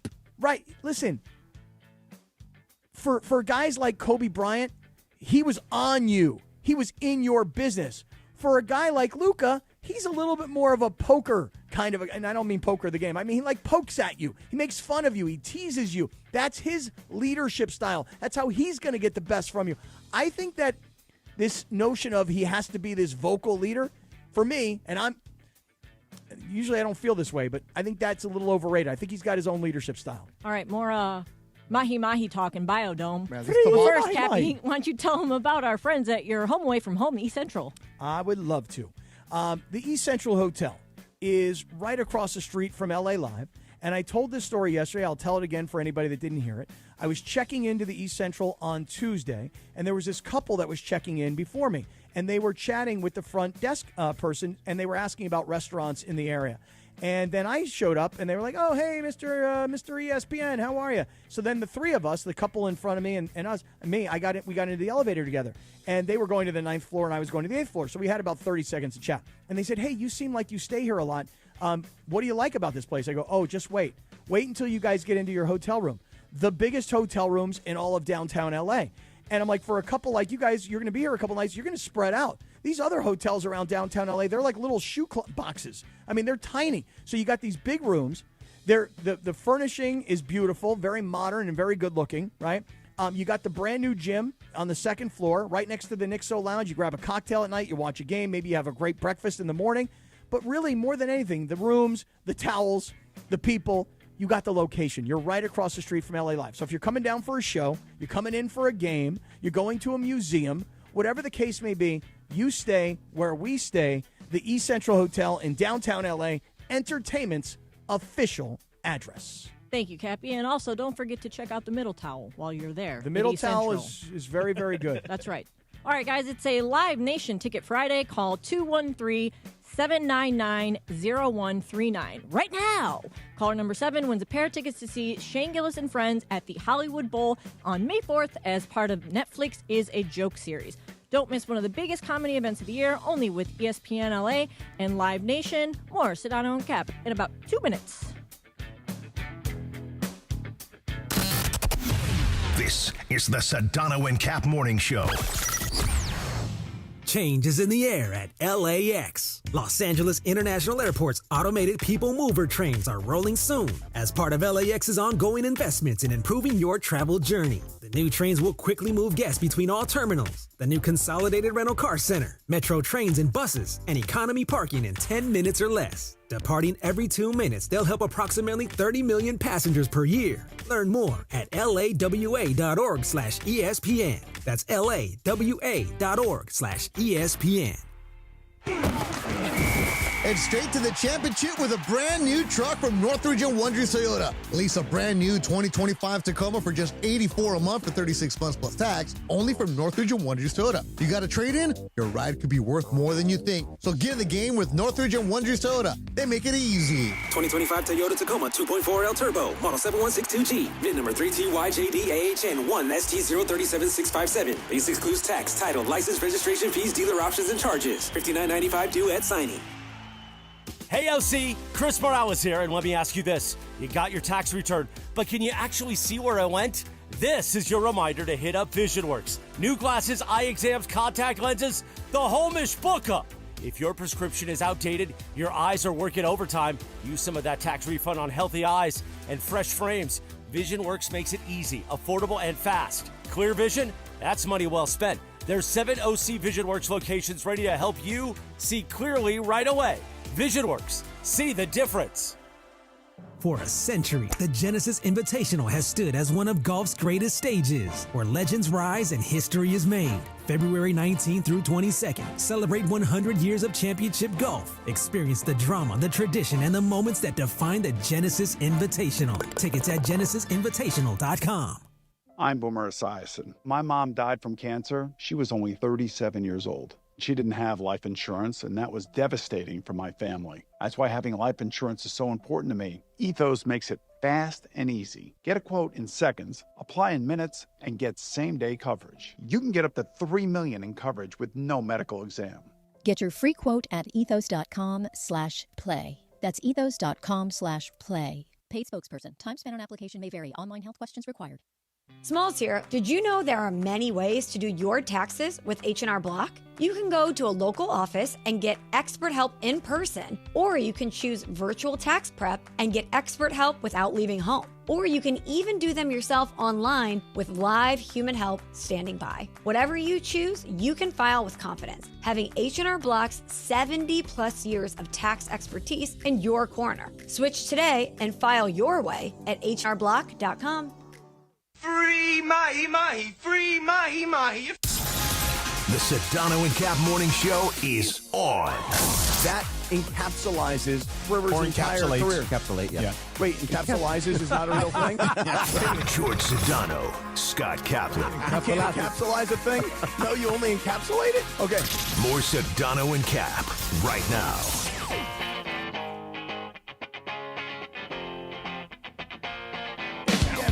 Y el cuerpo lo sabe. Oh, turn that up, man. All the way. My jam right here. Happy birthday to Kurt Cobain. Yeah. We lost him back in 1994. Yeah, I can't do math, so I don't know how old he would be today. I don't know. But how old was he when he died? 1967 and 1994. Somebody do the math. So he was 27 when he died because Oh, he was yes, a part right, of he the was in the Forever club. 27 Club. Wow. Mm-hmm. Bought the CD, Columbia House. It's also Still paying for it. National Clean Out Your Bookcase Day. Do you guys have bookcases? Because I don't. Who reads books? Just kidding. I've got always wanted boxes. one. I've got boxes in my garage filled with books from years and years and years of interviewing people who've written books, and I've got a collection of probably 500 books, and I don't have a bookshelf to put them on. You also have nothing to drink in your fridge in the garage. You'd be proud of me, Beto. I've actually there's some sodas, there's some beers. All right. There's some wine. Okay. There's even some of those little drinks that they got now with the pre-made cocktails. Okay, then I guess I'm going to show up. Yeah, you should show up.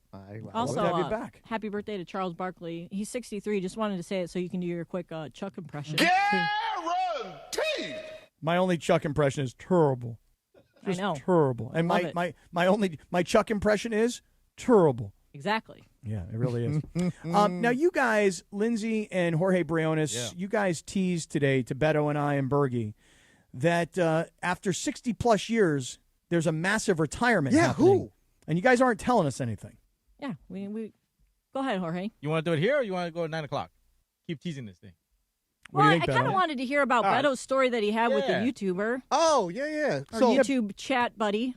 Yeah, Beto, what happened yesterday? Is this a yesterday thing? A couple days ago. So I'm in the chat. Wait, so stay tuned then for to find out who's retiring after right. 6 decades years. of a clean record. Yeah. A lot of math there. So the YouTube chat is funny. It kind of encapsulates. Yeah, it's a good word. That's a real word, by the way. Encapsulates everything. Free mahi. So there's a dude in the chat named Bubba Holmberg. He's pretty cool. Yeah, never met him. Bubba. So he's usually defending the honor of some of the people that work here. Real cool dude. And then he, I guess, lives in the area where I'm at and stuff like that. So I threw out the idea of going to these shady bars in Long Beach, and he's like, yeah, let's meet up there. So I went and hung out with him the other day. Went to the Thirsty Isle in Long Beach, right there by Long Beach City College. I had some time to kill, so did he. And we hung out, had some beers. Thirsty Isle is cash only, right there by Hartwell Golf Course. And you think a guy named Bubba, you're thinking a big dude. Oh, he's a big dude. How big? I would say about 6'5", 3-something. Well, when you say 3-something, 6'5" frame could hold 300, no problem. But, I mean, is he a really big dude, like 380, 390? No. He said a couple hundred pounds. Oh, really? Yeah, so he used to be like a 400 or 500 pounder. Yeah, so he grew up in Torrance and then moved to like the Lakewood area and stuff like that. And he was giving me all the names of all the dive bars. Good dude. I went for hang out for one beer, had 3 with them. Good dude, good stories. And just talked about sports and stuff like that. And, I'll go hang out with anybody. I don't care. I hang out with Ron. I should tell you anything. And then just good dude, big listener to the station, and just had so many nice things to say about the station. So, and it wasn't like he was kissing up or anything like that. He also had some things to say about what he didn't like, which is good. But he... Will you share with us what he didn't like? No. He also... Is that because it's me? Oh, let me just tell you. Loves you. Oh, he loves me, Bubba? Loves you. Oh, I'm a big Bubba fan, by the way. That's why I don't want to talk about it. Because he's nothing like, glazing Cappy over here. Oh, really? Anyway, does he hate Morales? No. Who does he hate? But I liked your glazing. You know what he hates? Yeah. The people in the chat that rip people that work here. Oh, really? Yeah. Bubba's he's into the bits, as he said. He's into the bits. He's like, just a good dude. Anyways, afterwards we were talking, I got his number. I'm like, dude, just text me whenever you want. I'll go drink some beers with you. That's fun. But one of the things I liked about this, though, was how he said, you guys are our backdrop.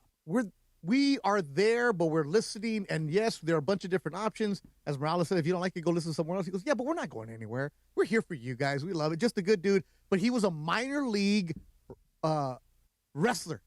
He wrestled with The Undertaker before he was The Undertaker. Really? Stone Cold before he was that. So I started texting Michael Thompson about the circuit that he was on and thinking maybe Bubba's lying. And Michael knew all the names that he was talking about. Doink the Clown, Lindsay said with that. He was out there on that circuit with them. And he's a baritone singer. He performed with the tenors. So he sings like this. Hey, how about this? Beto, he says he's saying in the chat right now, Bubba, that he's 6'2", 326 right now. Yeah, right. But he used to be 513 pounds. Whoa. 513. Now weighing in at an even 513 pounds and coming to the ring. Yeah. Oh, yeah. Yeah, he was a heel. He wasn't a pretty boy. He was a heel. All right. Yeah. So when people say, "Oh, why Bubba hate us?" He hates the trolls. Okay. All right, we can get into more of this in the YouTube hour if you guys want to. And we're also going to talk to Sam Bodie, our ESPN LA Kings insider, because we've got some Olympic action going on. So, and who's retiring after 68 years? Yes, we'll tell you. With a clean record, we will tell you in the YouTube hour. Next, we've got Rich Eisen on the terrestrial radio on 710 ESPN. This is the Sedano and Don't Miss the Countdown to Kickoff, presented by BMO, official bank of LAFC. Saturday at 5:30 p.m., it's the debut of Countdown to Kickoff, presented by BMO. Let's go. Who's ready for LAFC's season opener versus Messi and Inter Miami at the Coliseum? See Dynamite for 36 months and $39.95 to inside it. 91 Freeway, Lakewood exit in Bellflower. Don't miss the Countdown to Kickoff, presented by BMO, official bank of LAFC. Saturday at 5:30 p.m., it's the debut of Countdown to Kickoff, presented by BMO. Let's go. Who's ready for LAFC's season opener versus Messi and Inter Miami at the Coliseum? I sit down with LAFC defender Ryan Hollingshead. Plus, Angel City FC is right around the corner. Join me Saturday at 5:30 p.m., leading you straight into LAFC pregame. BMO presents Countdown to Kickoff, hosted by Mario Ruiz on ESPN LA.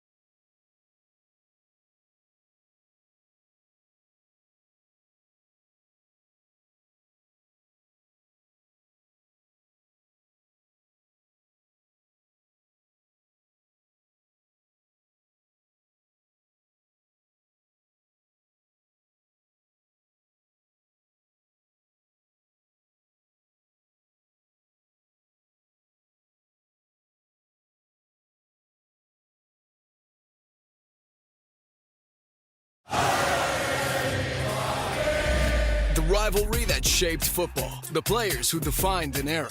Ronaldinho, Saviola, Rafa Marquez, Figo, Guti, Marcelo.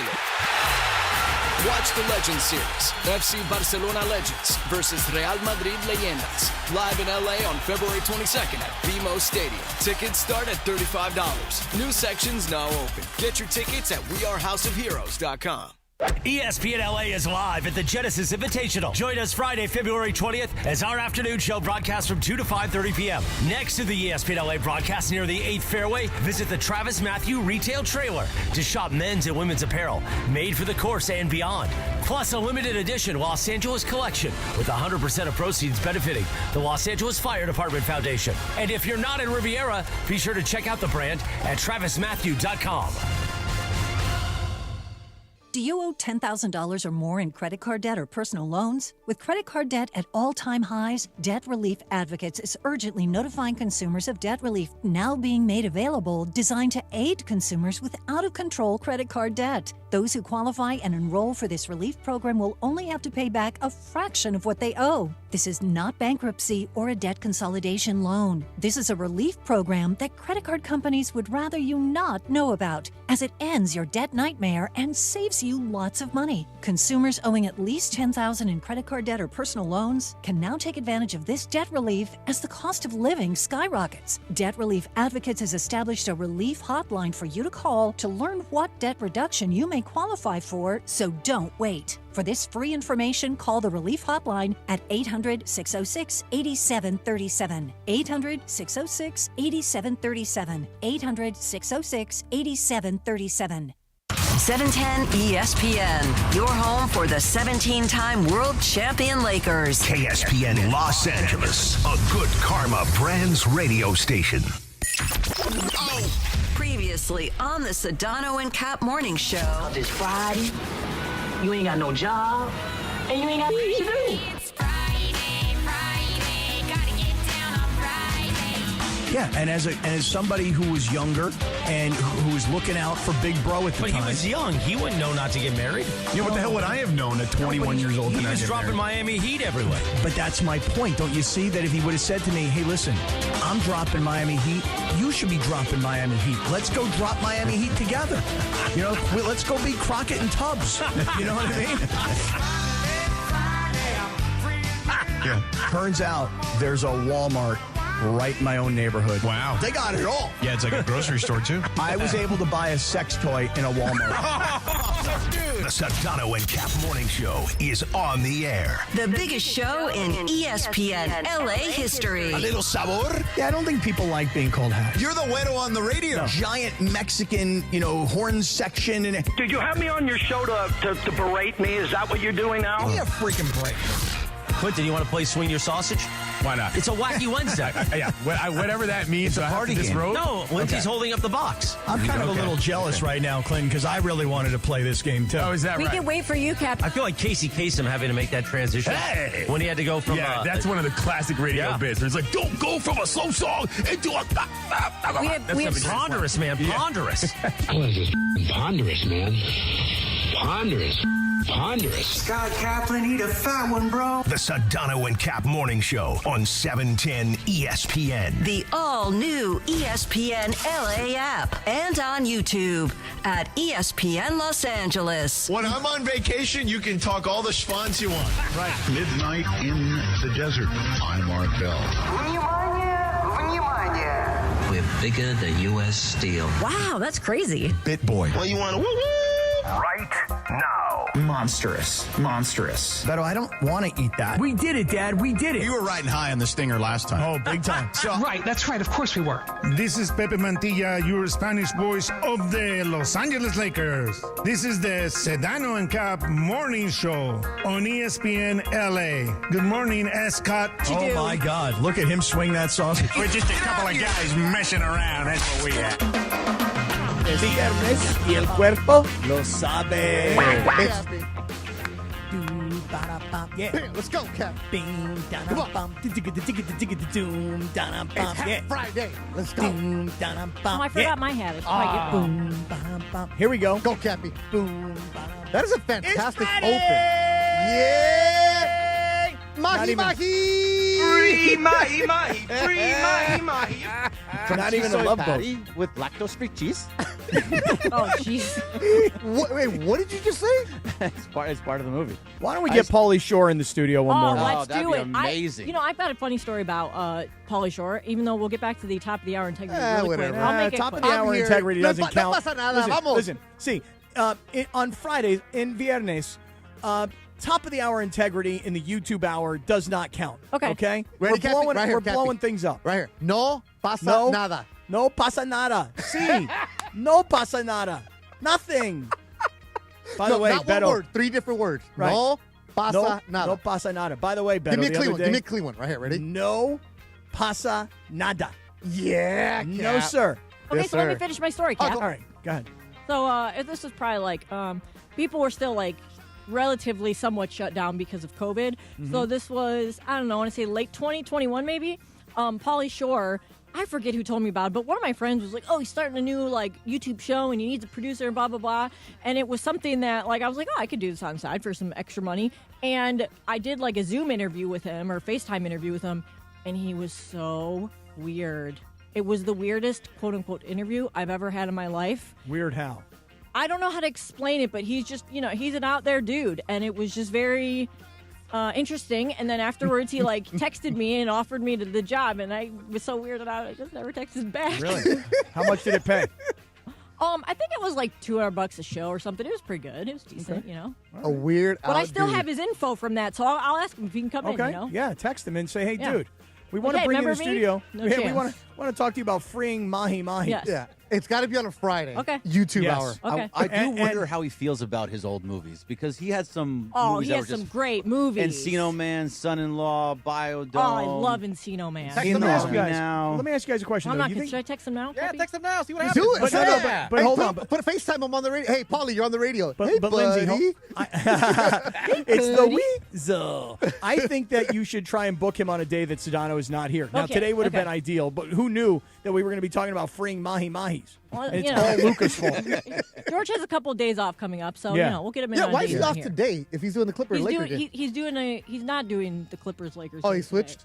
Oh, I don't okay. think. Oh, I I don't know. thought he He's- was doing tonight's broadcast. I thought he was doing the game tonight. I think he has a. He said he was taking an all-star break from the show for today. Oh, good You for know what, him though? because he Hey, wants listen. the All-Star to come on in. That's right. That's I'm right. here, Cappy. That's Let's right. go. That's right. That's Shoot. right. I'm like It- all the other replacements. I'm ready. It is an all-star break. We brought the all-star in for Yeah, sure. Yeah.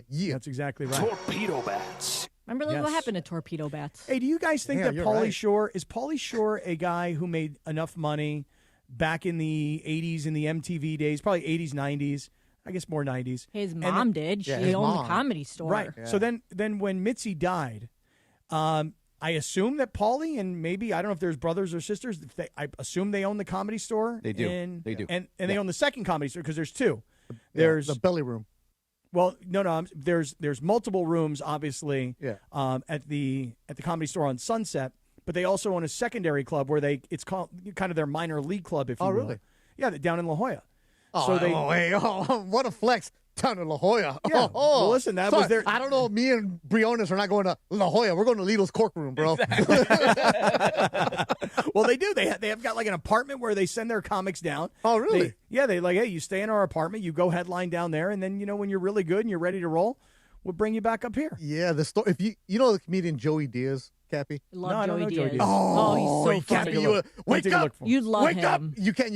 You have to bleep out every other word. He's good Yeah. friends with Joe Rogan. He's a big dude, Cuban guy, but he'll have. Anyways, he always tells these stories about the Comedy Store and Mitzi and all these other things about how Pauly was a weirdo kid coming up there. But Joey Diaz, comedian, wake up, tremendous. I can't say any of the other. He cusses every other word. Well, we were giving out tickets earlier to, what was the comedian's name that's playing the Shane Hollywood Bowl? Gillis. Shane Gillis.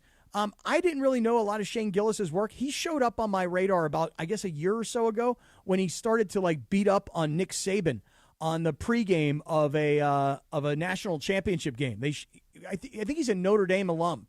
Is that the guy that was?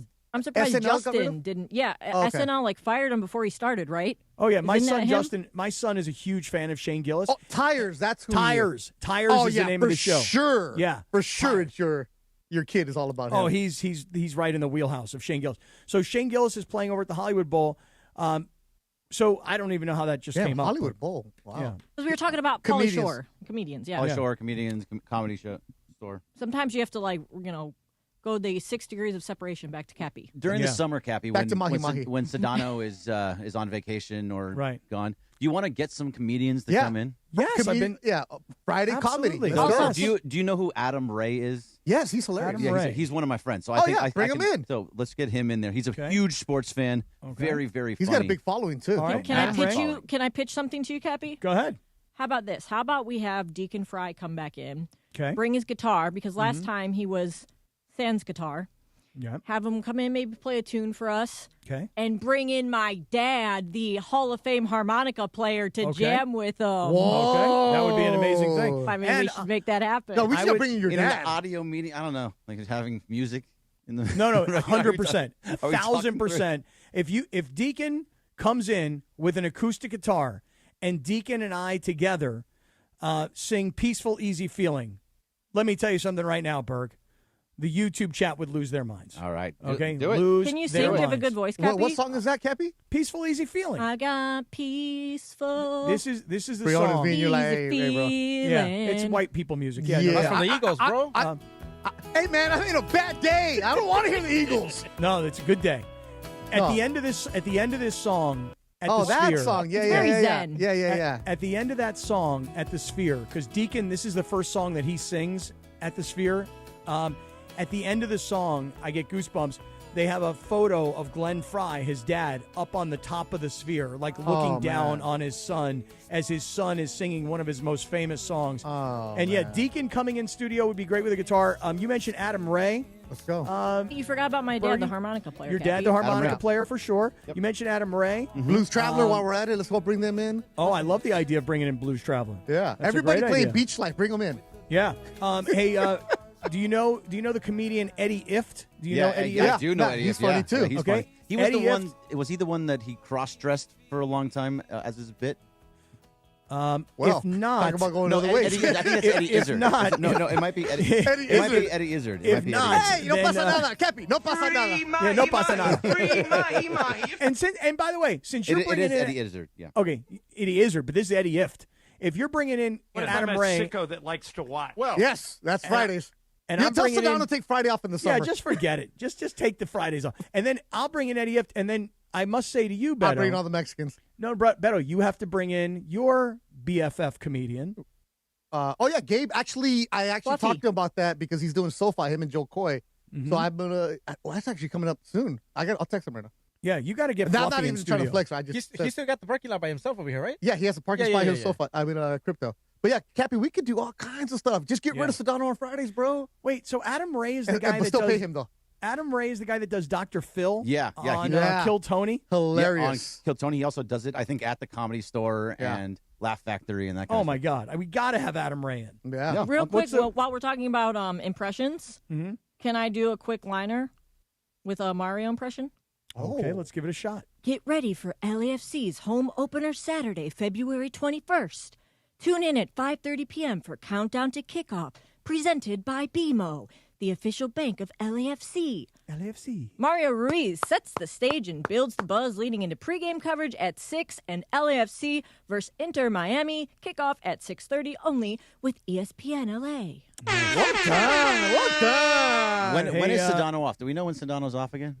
Oh, he knows because yeah, he's already made his plans. Right. You know, this mother effer has already freaking sent us a calendar of the remainder of the year. He's gone basically the whole month of July. Really, July seriously. Comedy Fest.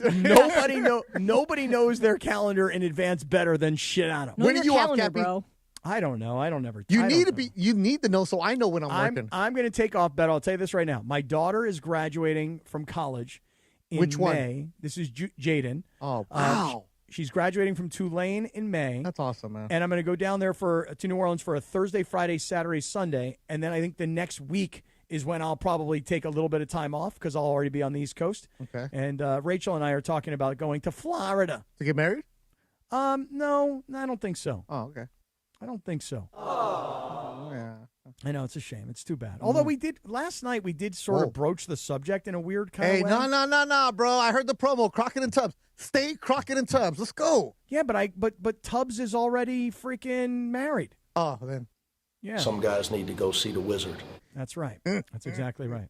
So you getting married, Cappy? I don't know if I'm getting married, but Is she getting married? Hey, speaking of getting married, Cappy, you sent me a tweet yesterday. Myles Garrett is getting married to Chloe Kim. No, he proposed? Yeah. Yes. Yeah. Wow. At the Olympics, down on a knee. No way. With a rock. Mm-hmm. And, Huge rock. Yeah. And that's awesome. That's a power sports couple for you right Can there. you imagine their children? They're going to be like Olympians and NFL players. Like they're going to be, oh man, they're going to be such great athletes. Yeah, That's but that's a couple that when they walk into a room though, you're like, damn, look at the size of him, and damn, she's Yeah, tiny. they're going to like produce the next LeBron. Yeah, I don't know. We're gonna see. Hey, Bergie, how do you know Adam Ray? I'm just curious. So he went to USC and was in the same fraternity as one of my best friends. Fight so, on. and I would go party at USC with him, and he was there at the time. So we just all became. I was part of that little group of friends with him. Hey, man, Bergie's got people, bro. Oh, he does. His man. Rolodex is deep. Bergie's, he's Hollywood, man. I mean, there's no doubt about it. He's A little connected, bit, man. Maybe West Hollywood. No, when you're in the 818 like that, bro, he's deep. Yeah, you got to have some brothers in the 818. Oh, speaking of brothers, here's Clinton Yates. Oh, okay. Hey, See, wait, now wait. this is Clint, where go to that one. 'Cause, Let's go. Hey, tell him that You got over Zamboni's there? Oh, coming see in. what. Zamboni coming in. Yeah, the Friday No, they want you over here. They want you over here. This is why. Let me just tell everybody something. All right, boys, have a good show. Yeah, no. You stay right where you are. are. Wait, Samboni's going. See, this wow, I gotta this go. is the whole thing. Over there, Samboni. Friday, last hour, YouTube I hour. got the email, bro. You I blow don't up need the the integrity. paper. I got the email, man. Wow, he brings in paper. You blow up the integrity. You blow up top of the hour integrity, and then all of a sudden Clinton comes in and Samboni comes in, and we're talking about comedians and freaking karaoke's, and forget about everything else. This fool brought notes, man. Take your meeting somewhere else. Because of you, I couldn't take Bergman to the golf simulator last week because you and your 10-minute meeting, so I don't need paperwork here. Samboni, you're messing up my golf life with Berg. Wow. Look at Samboni. Look at that hair. Wow. Hey, look at him go. And then here comes Clinton Yates, the big CY. Just touching everything. Sorry, I had Rich Eisen in my ears. I had to press the daggone thing to make sure I could hear Scotty. You're welcome. Right. You're welcome. Hi, big CY. What's going on, man? How are you? I stayed at the Home Away from Home last night. How was it? So I thought of you. It was great. Sat on the hand and everything. No, I'm joking. Oh, how about the did you use the middle towel? It was a good time. I did not use the middle towel. I hate that bit. Okay. But Did you happen to notice the painting in your room? I forgot which one it was this time. I didn't even think about it. Wayne Gretzky, it was, or Kobe. Yeah, Madonna, I forgot Steven which one it Tyler. was. I don't Yeah. remember. I know. I should. You know what? I should have had those details down. I know. It's pretty much only in there when it was dark and I went straight to sleep. So it's great that we got Clinton in, we got Beto here, and now Samboni's coming in for a little bit. It's a big day for Samboni. Wow. Big day, Sam. Very big day. Very big day. We got a major 2-page games email going on about right hockey. You know, but this is why, Beto. I want you to be invested. No, I want you to be really is. emotional. 2 pages right? of this. But I got links in there, right? I mean, there's so you guys don't have. So you guys don't have to read them. This is That's why I don't check email. Because of this stuff right Let here. him get through his stuff, Beto. But look what I did, Beto. I printed it so you didn't have to even read it. You know what I mean? The other good news for you, Beto, is you can't go to the links. Right? You can't go to the links when it's in hard copy. Yeah. Plenty of info on there, though, as well. Lindsay, I love that you're pronounced, though, right here. Thank you. Charles Rocket. There you go. Beto, I wanted you, like I said, I want you emotionally invested. I appreciate it. I'm in on Samboni. I love it. And CY, great to see you. By the way, CY, I didn't know this last night. Yeah. We'll coordinate next time. I was also at the Home Away from Home. Is that right? Okay. They Very told late. me that. No, I'm joking. Yeah, okay. That's good to. I wish we had coordinated. That's it. Could have had a drink. That's it. That's all. Nothing more than that. But I know that Cappy was very upset earlier this week about Olympic hockey, actually. Early in the week. Here's why. Here's what happened. Here's what happened. So, Clinton, I was off last Friday and this past Monday. And on Tuesday, I came back onto the air, and George said, well, you've been off for a couple of days. What's kind of the pressing topic on your mind? And I said, here's the pressing topic. I think the NHL should never allow their players to go play in the Olympics ever again. And George said, well, why not? And I said, because the Kings had one of their top guys get hurt, and they had just made a big trade with the Rangers to bring in a line mate so that they could, get some increased scoring. Yeah. And now you have one of the best players on the Kings who's hurt and gone for the rest of the season. And now you got to ask yourself, Samboni, what are the Kings going to do when they get back from the Olympics? And they've got to go try and make a playoff push, and they don't have one of their top stars, Fiala. So really interesting. So Kevin Fiala, who was playing for Switzerland, he gets hurt last Friday, is Cappy set up, and now he's out. And yes, is there a conversation about this? And I turn to both you in here as well, along with Cappy, but to have the Olympic players, and they haven't been involved, the NHL players have not been involved in the Olympics since 2014, and now they're in this. Wouldn't you say that you feel a little more invested in this tournament? Yeah, Doesn't it feel much more interesting to know the players, right? Four Nations as well. Yeah. Yes. And I think Four Nations is a part of that as well, Clinton. Right. Yes, because Four Nations was so much better than a traditional all-star game. You also ended up with Canada, U.S., so that helps. Right. But you've got the star power. I don't know, Cappy. I don't know if you're going to strip this from the players. And I think it would come down to the Players Association would have to say something like, we don't want to be involved. Collective bargaining would have to be in play. Exactly, because I would have to imagine the players and even Fiala certainly asking him beforehand, do you want to go or not? Mm-hmm. He wants to go.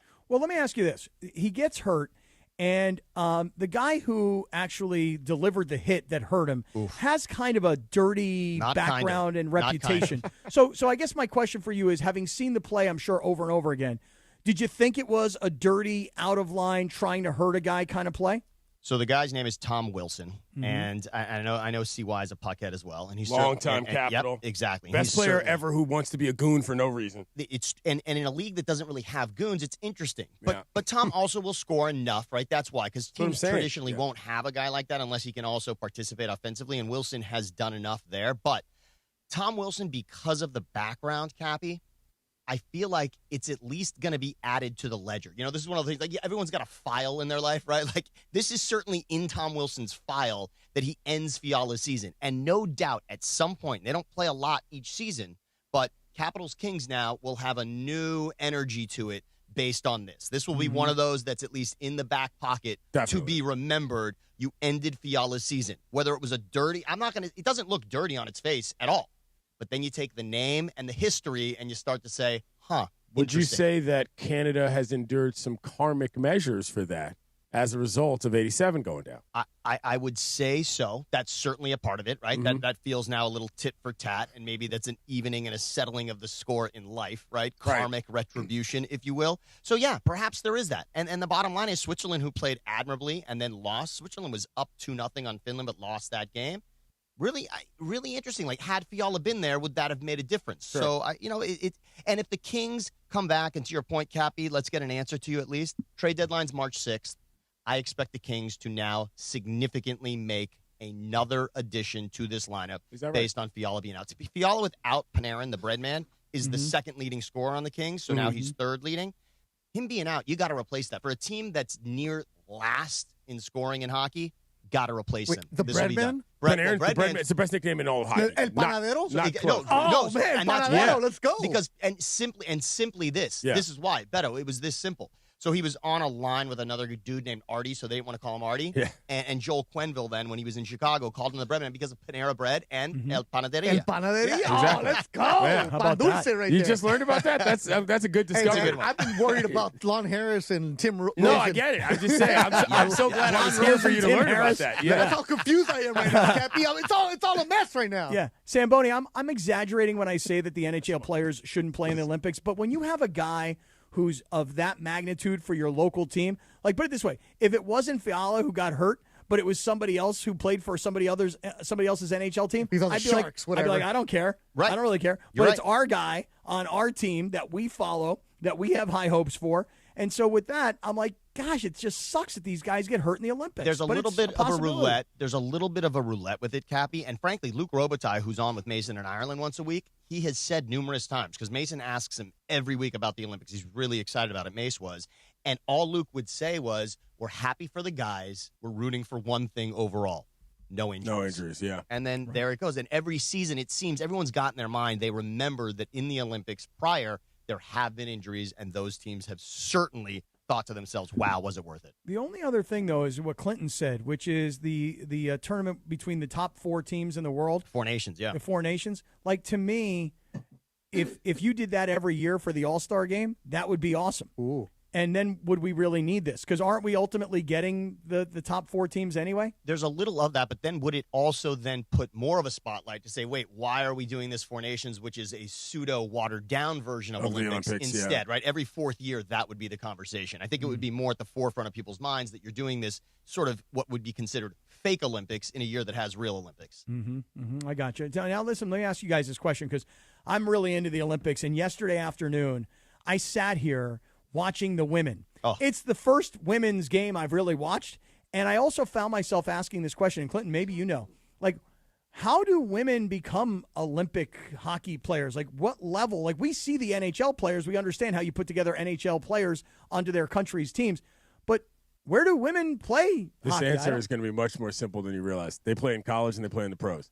The PWHL is a pretty serious league at this point, and I would say that the advancement of the game, the level of hockey you see right now, has a lot to do with the fact that the PW, as it's known for short, has gotten big. And women's college hockey is a huge thing right now. Like, it is a real deal viable path, Sam, to getting to skilled play. It's not some miracle situation anymore. There are legit systems, and the investment that's been in the women's game has been fun to watch. It's been productive. And in this case, it's been euphoric, I would say, considering the Americans got to win. I had a friend who was just in Montreal, which is obviously a mecca of hockey, and went to a Canadians game, but also went to see the PW as well. Yeah. I don't know if you've been to a game, but I've he not came yet back. been to a game. His experience, which I thought was going to be all Canadian stories, ended up being about seeing Montreal on the women's side, the Montreal Victoire, as they're called.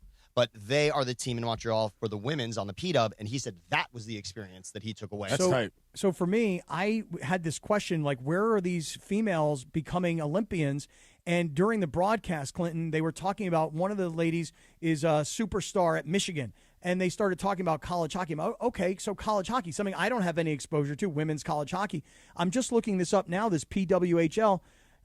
Do we have a team anywhere nearby? I mean, is this something that's going to grow? That East Coast. Yes, and I've actually gotten a call on Kingstock about adding a team and wondering if there's going to be a team in California eventually. So you got Seattle. Yep, That's the team. Boston, Minnesota, Seattle, Montreal, New York, Ottawa, Vancouver, Toronto, and then Seattle, which I know that I was you just were there. recently there. Yeah. Exactly. And Seattle's excited about the Kraken, of course, but then they've also got the Seattle Torrent, as they're called. How about if we had the LA Queens?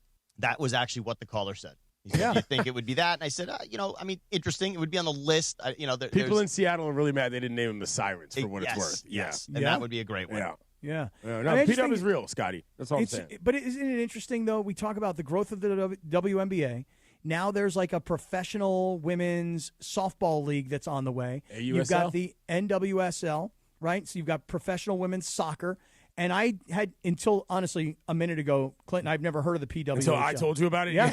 And now you can be and a I pro. knew you'd know, by the way. And now you remember, we take it to another level, Cap. P-Dub. Don't give him that license. P-Dub. Don't give him that I'm license. gonna start. He's going to start acting like he knows what's going on. Exactly. That's exactly right. When you say P-Dub, you think you know. Look, you get a P-Dub team to hook up with the goals, and you'll be ready to go, Captain. Okay, right on. Yeah. So as far as that game yesterday, though, for the U.S. women, to be down 1-0 the entire time, to come back and tie the game at 1-1 with 2 minutes to go, and the captain of the team. This is like the Micah Ruzioni situation from 1980, right? And then now to win the game in such spectacular fashion in overtime. That was such an amazing move to have the puck go around the defender and then pick it up on the other side and then flick it in. That was... Listen, for somebody who's not watching women's hockey, that was freaking awesome. And really, Cappy, the tying goal, if you notice the way Knight tipped it in. Layla with the shot from the blue line. And think about how it was tipped in. She actually, between her legs, she puts the stick down and angles the blade of her stick so that the shot hits her stick and ramps up to the top corner of the goal. It is really an elite play. It's not just random. You know, a lot of people who don't watch hockey a lot think, they think the deflected off tip-ins of are just whatever. Deflected off of Yeah. something. No. It didn't deflect off Right. something. That was as intentional as it gets. Yeah, I'm just watching the replay of it right now. Are you familiar with Layla Edwards, the woman who took that shot, Scott? I'm not. Tell me more. She's the first sister that's ever scored in the Olympics for the U.S. women's team. She also played with her sister at Wisconsin. And her story alone, she's from Cleveland, is one Cleveland! This is for you! I was just about to tell you that, but I figured you were going there. You asked for that. You It's totally I asked knew you for were that. going there. Cleveland Heights, to be She's exact. actually the first black woman to play in Yeah. the Olympics, period. Well, there's three Play hockey? sisters for Yes, the hockey. U.S. There's three sisters in the tournament. One plays for Canada. I think the other plays for France. But she's been a big part of this story as well. So there's a lot of characters there beyond just the goal scorers in this situation. That's all I'm saying. Her dad was really big into the hockey, Lens, so he sent her to live in New York, where she was in middle school right there. Cleveland Right. Heights, Lens, let's go. I know. Trust me. My She was people. hanging out with Travis Kelsey's brother, Yeah, Jason. a lot of good Really? stories, Yeah. though, from the setup. And by the way, just one thing I wanted to add was if you were watching yesterday that game in overtime, it was a 20-minute 3-on-3 period. And I want to That's just tough. say this. That is tough. It's what's great about it, though. Look, the goal was scored about 4 minutes in. The NHL should adopt this rule. You like it? In overtime, you should just have no clock on 3-on-3. Every game would end within about 10 minutes It's because true. it's so furious back and forth. And you would eliminate the shootout, which is what the Olympics did. This season, no shootout, and that's why we got overtime hockey that way. Right now, by the way, Canada is trailing 2-1 against Finland in that game, and U.S. plays at noon in that semifinal. The next time we get here, Sam, we're going to talk about the shootout. I think the shootout could be better utilized for the growth of the game. How many things did we get to Just on do this it with list? no helmets. I think we got to 3, Beto, which got is pretty 3? good. Yeah. All right, we got 4 more items to go. Also, by the way, Scott, that's that on the move- first page. Cappy, that move is called a dangle. It was amazing. Yes, that's what that's known as. And Lindsay may have it's it a later. dipsy do. Get it right. Lindsay may It's a have it tangle. later. There was a Snoop Dogg drop during that. Oh, we've already gone We've over that. already gone Thank you. scraper. I'm glad. We I'm have glad. gone All right, my Snoop Dogg scraper. That's exactly Beautiful right. jacket, My gift. Zamboni. Thank you, Beto. We'll go over to the store Thank and, you and for get some that. gear. All Thank right? you for that, Sam. We love you, Samboni. And a Yeah. Rolex? Not at all. Not at all. Not the rolling. Not the rolling. Thank you very much, Sam Boney. Thank you very much. What's on tap today on ESPN LA? The Lakers return from the break tonight at home to face the Clippers. The Toyota Lakers countdown with Beto Duran, who's sitting right there, starts at 5:30 p.m. with tip-off at 7. Hear it on your afternoon drive on 7:10 a.m. or in crystal clear digital audio on the ESPN LA app. Brought to you by Michelob Ultra, a superior taste worth playing for. the official beer sponsor of the Los Angeles Lakers. Please enjoy responsibly. Nicely done, Bertie. And it's the Lindsay segment. The Lindsay segment. Can I just say that Cleveland Free drop? mahi. That Cleveland drop timing. Cleveland! This is Incredible. for you! You assuming I would know, and then being on top of it. That was. If you didn't know, I was going to tell top you. notch. No, that was. That's great. why she's a producer extraordinaire. She had it ready to go. Amazing. She set you up, Yeah. and she spiked it. That Boom. was great. By the way, Clinton, while Yes. we're on the subject of Olympics, how joyful was it to see the, did you see the whole backstory with Alysa Liu? Of the course, figure skater. yeah. Wasn't that such a How great awesome was story? that? Won nationals at 13, retired at 16, came back to the game, and now she's got commercials on TV already. Good job out of her. Repping Yeah. Oakland, too. Yeah. Now go down a deep dive on her dad. Yeah. Oh, dude, you got to hear about the dad. The dad coming from China. No, and Cappy, you need to go deeper Oh. into that dive. Oh, dude, Oh, it's I just don't a think there's a story. lot.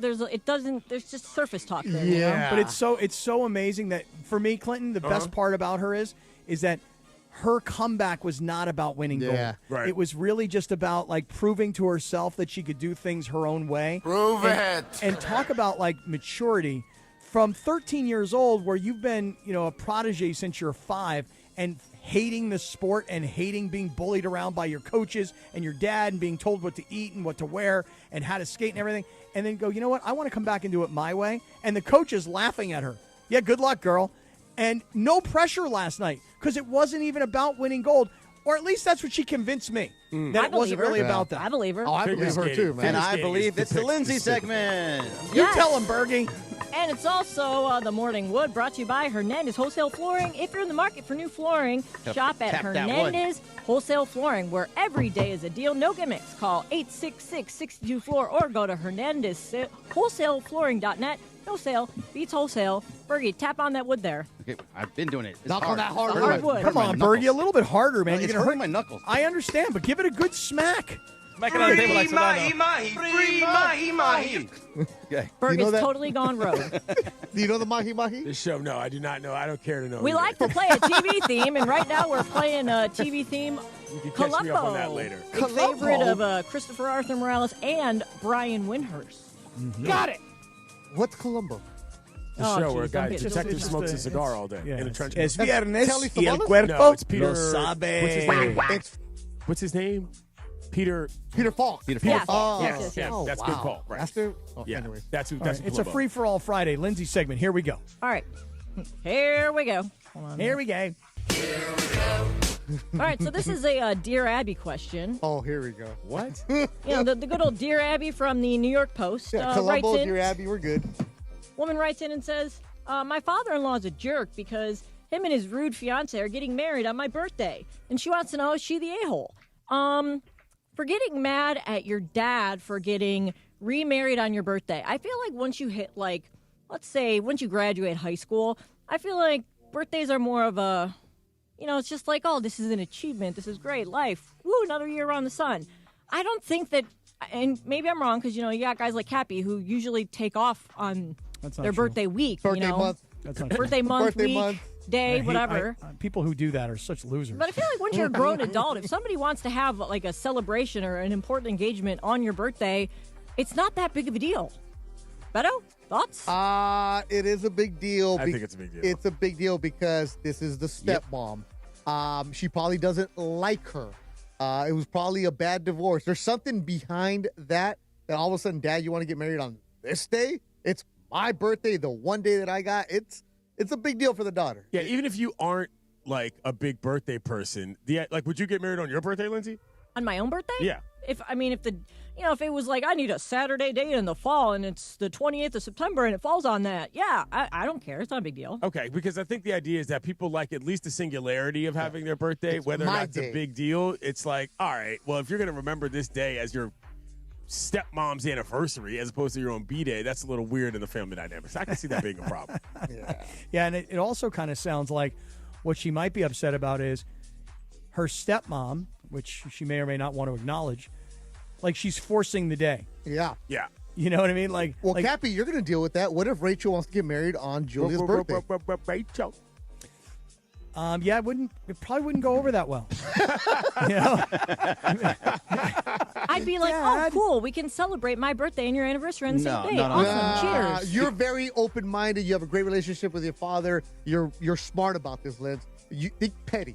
Think petty right now. No, you also got to think, like, you're going to have big birthdays at some point. You're going to have your 21st, your 30th, 40th, 50th, all those things. Instead of it being about you, those big birthdays are now going to be you and... You got to share. You got to share it for an anniversary. with Divorce dads unite. Your dad, Divorce dads unite. Your dad should... like, I would never do this for Riley, ever. It's her day. Listen to that Her podcast, day. by the way. You can move it a day. You can move it a week. Yeah, it's fine. you can move it a week. This is not about you.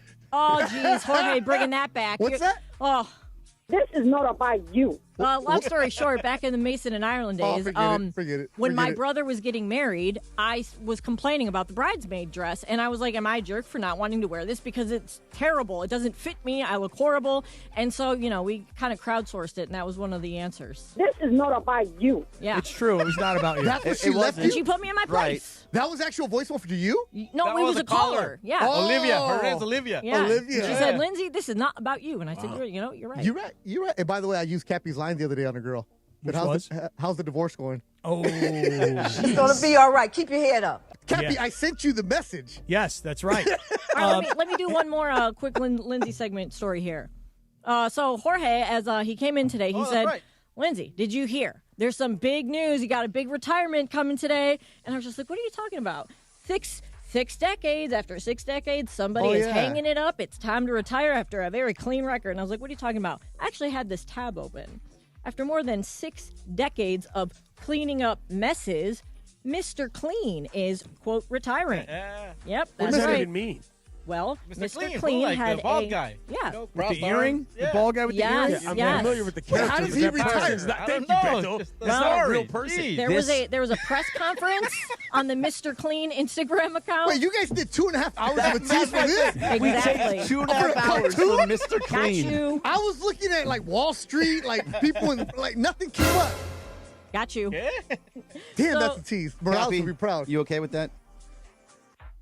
I'm great with it. But I don't. I'm kind of with Clinton and Beto. Look, bro, Well, you can still buy the magic eraser. You know what I mean? You He can still says- get the mop. So Does I this have mean used- that the commercials of him being thirst trappy, mopping all over the kitchen With the with, earring? somebody's mom Yeah, looking yeah, at him? right. That- The Yeah, tight yeah, white yeah. T-shirt. Clean white Yeah. t-shirt. All why- ripped up. That's why Suavecito only in our house. more. Exactly. He said Get the fabuloso now. That's what I got. Fabuloso. That's what I got. he had Yeah, said in a purple one. press conference that I got the purple one. the rumors are true. I'm retiring and saying goodbye to the world of cleaning to pursue new hobbies. Wow. Oh, yeah? You Like can what? call me Veritably now, which I guess that's like his original name. No changes are being made to our packaging or our brand name, but I've earned a little time off. More details to come. Mr. Clean started an OnlyFans? Is that what's I guess going so. on? Yeah, it's gonna get messy. Not a bad idea.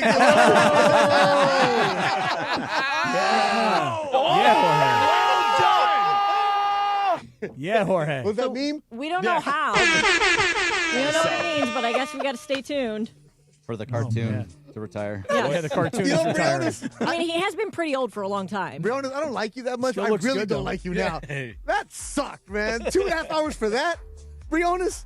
Really? Really? Man. You gotta- I brought you Oh, get donuts. over it, Beto. I brought you donuts and a Niners cap, and I get thank Mr. you. Clean. Yeah. What kind of donuts did you bring? I only brought half a dozen. I brought a bear claw. I brought a maple for Oh, Bergie. and thanks to Alex. Alex brought He brought tamales. tamales. Yeah, thank you, Alex. Yeah, for the we're tamales. grubbing in here, man. Alex, the former security man? Yep. Yeah, he became in He's got a civilian. beard That now, one's got a Cat. beard He's now. got a full beard. Oh, What? dude, the other day he stopped me in the hallway. Yeah. And I was like, hey, Rabbi. And I didn't even realize who it was.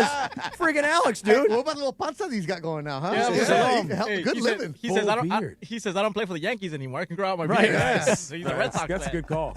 That was a good tease, though, by the way. Very You good. just said it was a bad one. No, Beto. because Make it up your hurt me. mind. Because I was looking at everything. But it was Make up good your because mind. you had me hanging for 2.5 hours. Well, good. That's what we're supposed to do, right? Mr. Damn Clean good. still looking good, though. After all these years. My brother's still looking good. Yeah, he's still looking All right, that's strong. Lindsay's segment brought to you by Hernandez Wholesale Flooring. If you're in the market for new flooring, shop at Hernandez Wholesale Flooring, where every day is a deal. No gimmicks. Call 866-62-FLOOR or go to hernandezwholesaleflooring.net. No sale beats wholesale like Hernandez. And Greg, don't break your knuckles. Oh, well, that was No, loud now he's enough. hammering. Not loud enough. I got a mallet now. Now he got a hammer. Now I, he's and I good. love Steven Hernandez. He's a huge fan of the Blue Review. He's a great guy. Oh, Big, he big he baseball loves the fan. Dodgers. Yeah. Loves the Dodgers. Cappy, Can't get wait. to the hot. The Dodgers. The Finns are wearing the coolest uniforms in the tournament, period. I'm watching it right now. The Dolphins? Look at these. Wait. The humans from Finland. I wondered the same thing. Look at these jerseys, dude. Let me take a look. These things are amazing. They look White like jersey. the Sharks jerseys. I don't The like Sharks them. wish they looked this good. I don't know. I mean, a little cracking-ish. You haven't even seen the logo on the front. Look at that. It's a lion. How dope is that? It looks like the Ontario Reign. Oh, man, that is a tremendous look. Ontario Reign got a good uniform. Yeah, they're good. They do. That is sharp, though. I will say the white jersey with the blue going across the sleeves and then with the across the shield? chest. Yeah. and Can't buy yeah. white. Nah, get it dirty right away. Drop Doing mustard on what? it. Eating. Well, she hit up Mr. Clean. He retired. That fool's done. That fool is done. Fool is done. That is a good-looking jersey, though. I told you, bro. Yeah. Yeah. All right, so what's this? Because they're not giving me a score right now on the 2-1. screen. 2-1 2-1 Finland. It's the third period with about 11 minutes left, 12 minutes left. So, I mean, I guess should be rooting for Canada, right? Because don't we want to see a Canada-U.S. gold medal game? Probably. Yeah. That's because didn't Finland win 4 years ago? Yes, they Yeah, did. Finland, Yeah, so they they're did. the defending champs. So and Samboni you know what? says yes. If Jump Finland, on the mic, Samboni. Yeah, hey Samboni. If Just a Finland quick one, wins, yeah. But wait, if Finland wins this game and the U.S. wins the later game, then USA versus Finland would set up a rematch of 1980, wouldn't it? I believe the final after final they was beat Finland, Russia was was Finland. Finland, Yeah, which they was beat 'em. obviously a less ballyhooed game. But Right. just a quick one on what Greg said. Yes, Finland's the defending champs, of course, but not NHL players. Right. Oh, 4 years really? ago. Yes. Yeah. So this is different. And Okay. just so we know, that Canada-U.S. would set up Kings versus Kings. You'd have Drew Doughty against Joel Armia. That's our guy, Drew Yeah, Doughty. and so Yeah. Doughty, and then Kemper's the backup goalie for Canada, so not nearly as interesting for him, but truly that's what it is. And I was going to say, and send it to everyone, this crest on Finland looks like Lowenbrow. Remember the big Yes, beer, yes, right? just like It Lowenbrow, the really beer, looks right. like a Lowenbrow logo. Was So that a Finnish beer? Was Lowenbrow from Finland? Lowenbrow. Munich Yeah. based, so it looks German. So that pull. looks Okay. So it looks German, a Bavarian lager. Lowenbrow. But Benson and that's Hedges. what it looks God, like. That's what my Lowenbrow. uncle used to But yeah, bang. all I right, have not With heard the that cools, in a right? long Menthol, time. no, Cool? menthol, Enjoy. Benson and Hedges, and Lowenbrow. Is what Oh, my- Benson my and uncle used to Hedges. drink. Oh. Yeah. Whoa. You mean the Hundos. long, skinny brown ones? Just Or hanging you out. mean. Hundos, man. He had the white ones. Hundos. Yeah, bro. He was a firefighter. That guy was. Oh, a yeah, he was beast. real. Yeah. Oh, my God. He was in the DMV? Yeah. Oh yeah. Oh, yeah. In DC. Yeah. So 1980, which was the last time the U.S. won gold in hockey. Is that right, Samboni? Do I have the history of that right? But obviously everybody knows, do you believe in miracles? Yes, that was against the USSR, but we all forget about the gold medal game, which was against Finland. So if Finland which they were wins, down in that game, too. They had to come from behind to win that game in the gold medal game. They did, and that's correct, Greg. But no one really talks about that. Everyone assumes that the gold medal game was the Russia matchup. Which It really wasn't. was. Yeah.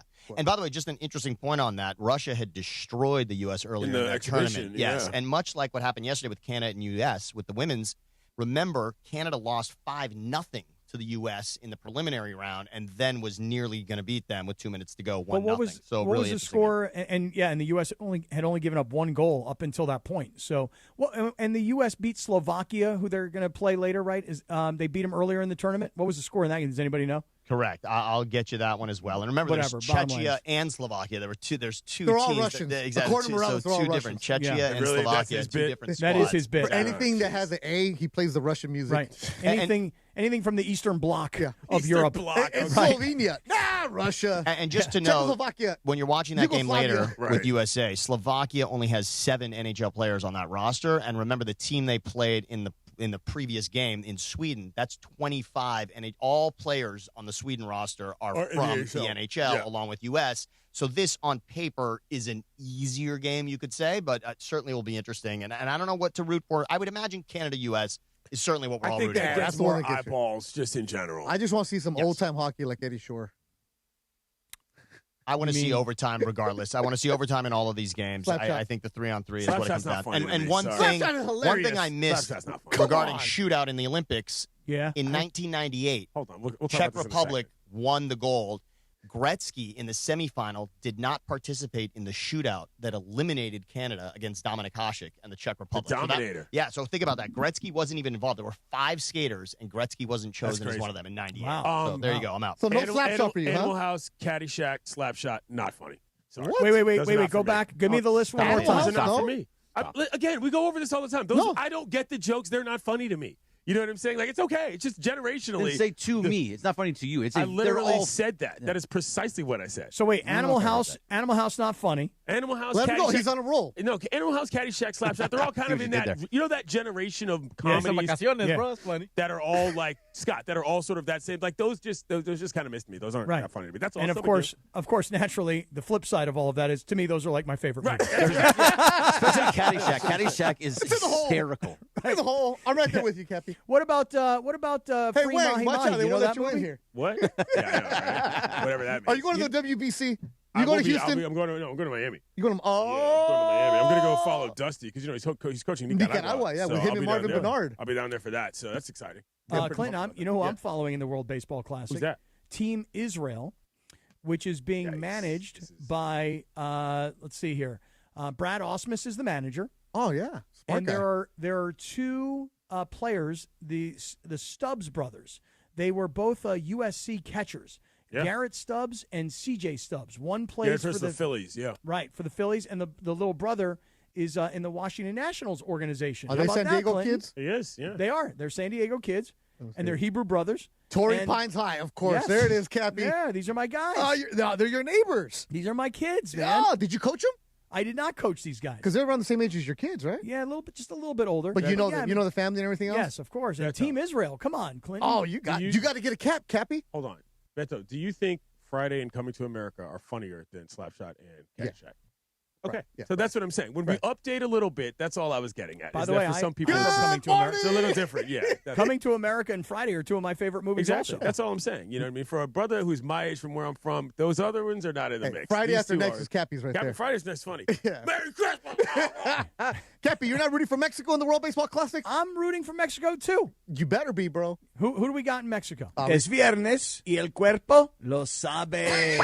The drops are going crazy today. Aren't we all rooting for Japan too? I mean, as a Dodger fan, you got to root for Japan, right? Nah, bro. Really? Yeah. That's where you are? Sasaki, Shohei, Yamamoto. Yeah, man. I'm rooting for USA, but if USA gets knocked out, then I'm going. Sound like it. You had a Korea hat on. That doesn't even earlier. make sense. Yeah. What? You had a Korea hat on. The U.S. Yeah, is but they're going not to gonna lose to Japan again, most likely. I hope not. No, now you have all the best pitchers out there too. So now they got Tarek Skubal. They actually went out and put the guys. Paul Skeens is It's pitching. actually so. I was talking. I mentioned this yesterday. I was talking to a league official. Part of the reason why they didn't have so many pitchers last year, you know what's going on with Puerto Rico? Yeah, it's the exact same thing. They couldn't get it. Yeah, the insurance was a deal last year. They just didn't make a big stink about it. But now this year it's a little better. So wait, tell me. I don't know what you're talking about. So Puerto Rico has three players: Carlos Correa, Altuve, and Lindor. No, and Lindor, who could not get insured. Lindor is actually hurt, but they could not get insured, Cappy, to play for the Puerto Rican team. Javi Baez is suspended for weed. That's a whole other story. That's actually super unfair. Who But suspends anybody for weed? well, It's apparently the old World Baseball rules. Classic does, and they're old rules. Anyway, the U.S. had the same problem in the last World Baseball Classic that a lot of arms could not get insured due to injury reasons. So it kind of felt like the U.S. hadn't brought their full complement of pitchers, but this tournament around they do. So it's a little different. Hey, you're going to see Israel in Miami. I am. Israel-Venezuela game. Oh, dude. they're in that group. A Venezuela game in Miami? I'm looking forward to Dios it. mío. Wait, no. What about the Israeli team in Miami? Come on. I'm talking There's about gonna be equal representation. I'm talking in about that the crowd, Cappy. Yeah, the crowd. Equal representation. Cappy? Cappy's clearly never been to a World Baseball You've Classic. never. I've only been to one. I was at the first one, the one that was down at Petco Park. Yeah. Oh, where I was at. Yeah, but a Venezuela baseball game, Cappy, Dios mío. It's going to be fun. You will not get married. I'm looking forward to it. Hey, Clinton, Yeah. before you roll out of here today, you know, Beto gave me an incredible birthday gift earlier this week. What was your birthday this week? It was Tuesday. My bad. Happy birthday. Birthday Hey, month. thanks a hell of a Belated. lot. Birthday month. I'm sorry about that. I It's would have all come right. in had I Don't known even that. sweat it. Don't even sweat it. Okay. Beto gave me such a beautiful birthday gift. Okay. He took me to the city of Paramount. The city of where? Paramount. Okay. Okay. And he took me to RC's Barbershop. Look at my barber. That's all. You took me to your barber? RC's Barbershop is like, I mean, for me, this is the only way I can describe it, is a Mexican barbershop. Yeah, you walk in, everybody's playing Mexican music. Everybody in there is Mexican. And when I walked in, it was like a record screeched. You know what I mean? They're like, you're wow. probably wondering how I got here. Yeah. Right. Who is this guy? Right. And I come walking in, and Beto gave me this gift of his barber, RC, who not only gave me some trim Okay. Whoa, then easy. All right. You're using that term the wrong way. No. Like he trimmed up my ears, my nose, like my neck, the whole thing. I got a trim. But I went in for a trim, but ultimately I got a facial. I had no idea. I'm leaving. See you guys. No, Clinton, for real, it's true. Goodbye. It's true. RC gave me a full facial. He had like this mask on me. I'm he leaving. pulled it Goodbye. off. My pores were wide open, little blackheads out of the corner of my nose. Wait a second, where are you guys going? It's true. It's true. It's a true story. Maybe it's time to do the Don't Sweat the Small It's true. Stuff. It's a true story. Where are you going? It is a true story. Lindsay, you want to read the Don't Sweat the Small Stuff calendar? You have the music, Jorge. I went for a trim. I got a facial. It's true. All right. What did I just walk into? It's a true story. It happened. I guess I'll have to go back and listen to the podcast. No, you're good. No, I had to leave because I like my job. Wow. True story. That's what happened. All right, well, take a breath. Hold on. Good vibes, please. Good vibes. All good. Weed, dog. All right, don't sweat the small stuff for Friday, February 20th. Become an anthropologist. When you're interested in other perspectives, it doesn't imply, even slightly, that you're advocating it. One of the cardinal rules of joyful living is that judging others takes a great deal of energy and, without exception, pulls you away from where you want to be. Very well said. Become an anthropologist. Do you think that these daily Don't Sweat the Small Stuff calendar readings are impacting Morales No, positively not in in any the way? slightest. No, I No absolutely do. I absolutely I do. think when He he is first so read- much more calm. Well, Are when you he kidding? first read the book, yes, I think it had an impact. But I think he may have gotten away from reading As the a book. listener, I pop in and out. It's funny when Morales is like exploding. All right, time for Don't Sweat the Small Stuff. That's a real. Yeah. No, but even when he explodes, he walks out of the room. He doesn't do it as much on the again, air. listen, we don't see that. Right. We don't No, know. but like it's mostly Goes in Sedano cycles, getting you know? mad at him about something Yeah. and calling him a simpleton, and then Right. he just sits there. Yeah. But then it gets to everybody else. But see, for the most part, it has fixed him a But lot. that is what happens. It does kind of roll downhill. Like once Sedano starts going off on Morales, then Morales gets all butthurt, and then he starts beating up on everybody else. And so it does. It's Go ahead, just say kind it. of He beats up on you. Well, he tries to. All of us. It's but not for just me, Cappy. For me, I'm just like, I don't listen to a word. Dude, get lost. Yesterday, Cappy's like, you're a jerk when I'm not there. Yeah, I told him. Right. I had to tell him the truth. I'm like, you know what the point is? Is like when I'm there, you're a sweetheart. When I'm not there, you just miss me so much that you're a jerk to me. Are you raising your voice at me? He's raising no your voice at me? McCronin, that's for sure. Are you? Hey, Can you dude. imagine? Can you imagine? Hey, dude. Hey, you're raising your voice at me, and all these guys are on my side, and these Some cameras guys are need to rolling. go see the wizard. Hey, Cappy, the It's USA. all on camera, Cappy. It's all on camera. Everyone sees It's all it. on camera. Everybody's on my side. The USA Today story about Cronin also called him a bully. Everybody really? listens. Hey, listen. Everybody listens, especially Lakers front office. Look, I know George is in the world of basketball, and he doesn't want to be aggregated. But you see, I'm not in the world of basketball, and I do want to be aggregated. And calling him a bully and calling for his firing, and it's not just because the team's no good. It's because if you're good and you pull this nonsense, people are like, wow, what a disciplinarian. Wow, what a guy. You know, he really takes control of his team. But when your team stinks and you're bullying a kid who's an end-of-the-bench player and you're making an ass of the kid, you are bringing negative attention to the brand of UCLA. And if it were me, I'd try and fire his ass for cause, and then we can go fight it out in court. That's Yeah. just me. That's Yeah. just me. I'm just Right. call Jacob. Call Jacob and Ronnie. He'll take care of things. Cappy, you got to go see it. Jay Valentino, who's a comedian, did a collab with Jacob and Ronnie. I'm going to send it to you. And he's a comedian. He put it up there. I'd love to see it. Hilarious. But yeah, go check that out. All right. Listen, Bergie, Yes, we should look at sir. Sedano's calendar for the summer, and I want to do comedians every day. Like Maz Jabrani. I want to bring Maz back he's into hilarious. the show. He's great. I love Maz. So whether it's Eddie Ift or who is your guy, the guy who Adam does Ray. the Dr. Adam Phil, Ray. Adam Ray, and Fluffy, and then I'm going to bring in. I got Pauly Shore too. Remember? Okay, Pauly Shore. Yeah, Pauly You Shore. have to start with Pauly Shore. And then I'm bringing in Mahi Dice. Mahi? I'm bringing in Dice to finish things off. Hey, Dice at the airport's hilarious right now. Yes. His- Oh, my his- God. Him and John Lovitz are like this weird friendship. Yeah. Right. Yeah. They're at the supermarket. I love Your Dice. What's this play was on Maestro one of my. Beto thing? He was Beto. on one of my flights. I love ahead. Dice. Hey, To this Mr. day, I Duran. still love Dice. What's that? What's this Maestro Beto about? Oh, Maestro Beto. Oh, I thought I had some music. Anyways. Well, here, Yeah, make this our dealer's choice, Beto. Dealer's choice. It's brought to you by Seller's Advantage. If you want to sell your house, before you call an agent, you call Seller's Advantage. They'll buy it with an as-is competitive cash offer. No repairs needed, and they make selling easy. Call 888-390-as-is for a no-obligation offer. Shout out to our man, Damon Lyons. And Beto, let's hear about it. El Profesor Girafales, since we've been talking about this. Be pretty honest. So the other day, Cappy, I spoke to a class that's here in Los Angeles. They're students at Syracuse. Fantastic school, Newhouse School of Journalism. All the best broadcasters go out there. Jeff Proctor, a good friend of ours, and John Hefner, they're teaching the class there. It's right next to Breakhouse Boxing where Cap Bergman goes and works out. Okay. Yeah. So, I spoke to this class. All of them are seniors. They want to be broadcasters. And we are actually opening up our internship program here at ESPN Los Angeles. And there's going to be over 500 kids apply for maybe 4 or 5 spots. Mm-hmm. And when I was speaking to this kid, and I speak to different class all the time, I told them, you have to outwork everybody. And here's the advice. When you're going to work somewhere, know everything about the place that you're going to be at. And, when you're at Syracuse, USC, and Arizona State, you're usually one of those, smart-ass kids that knows everything, right? You got the whole world figured out because you're fantastic at 2021. We all work. And there's one kid who told me he was working for this one minor league team. And I was like, great. He was working for the New Hampshire Fisher Cats. And I'm like, great. Hey, and he's their broadcaster, mind you. He has the internship coming in with them. I'm like, hey, who's the manager in the major leagues that played for the New Hampshire Fisher Cats? He's like, I don't know. He goes, why do I need to know that? And I was like, oh, that's when I went into my upset dad mode. I'm like, bro, you have to know everything about the organization you're working at, the research. He's like, I'm a good broadcaster. I was like, you might be a good broadcaster, but you still have to know what's going on. And you can never assume that just the story started yesterday. So John Schneider is who I'm talking about, the manager of the Blue Jays, who played for New Hampshire.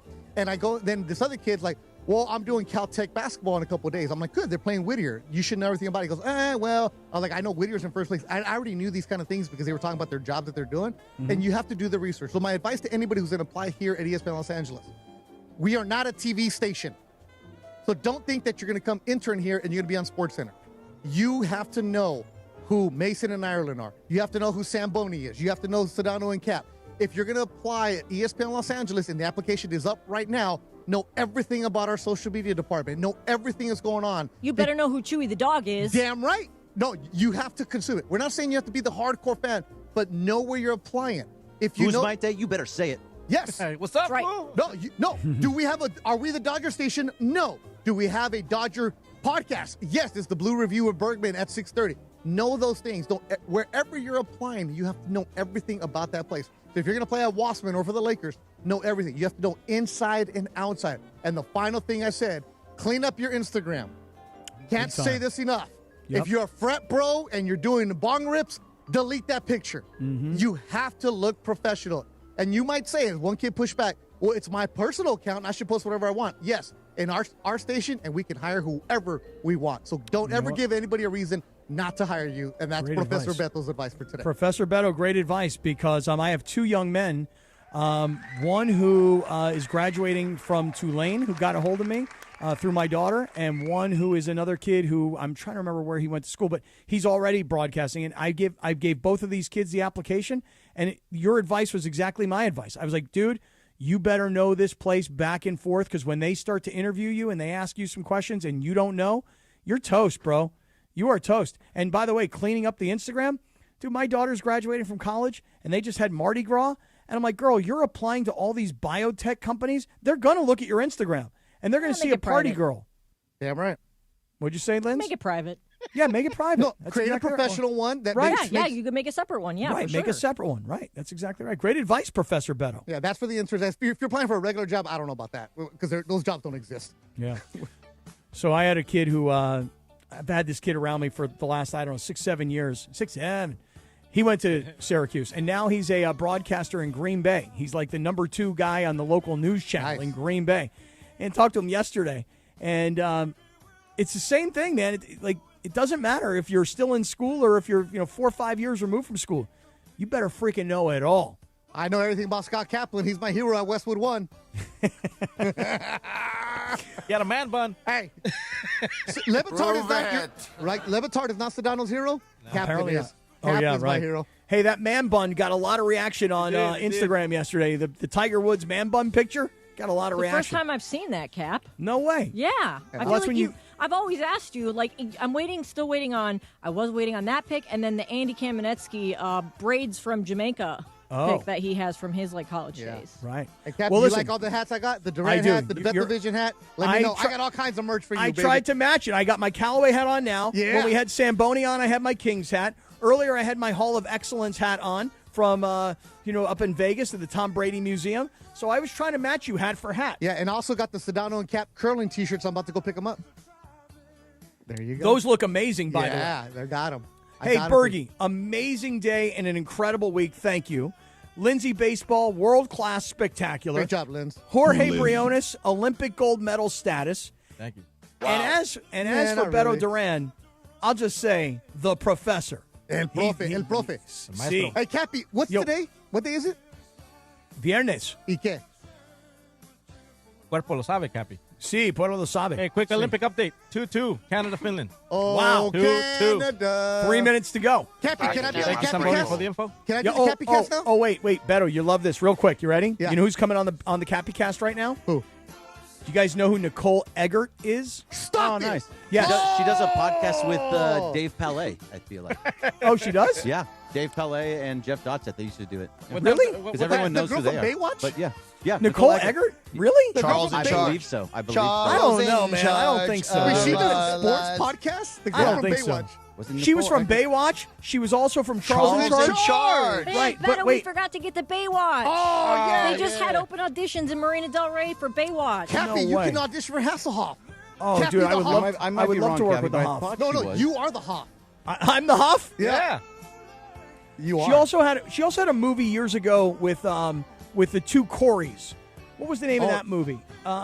Shoot, I can't think of. Oh, it was called Blown Away. You guys ever seen the movie Blown Away? I'm out of here. Oh, dude, what a movie! Nicole Eggert on the Cappy Cast. So tune What in, time? Beto. What time? I think she's coming on in half an hour. Co-host Nicole Eggert and Dave Palais co-host the Perfectly Twisted podcast. Dave Palais? Yes, Dave Palais. Okay, I'll bring it up to her. My favorite San Diego host. All right. Bye, Cappy. I Have love a good you. weekend. Have a great weekend, everybody. We'll see you guys on Monday. Peace out. Es viernes y el cuerpo lo sabe. This is not about you. Free mahi mahi, free mahi mahi.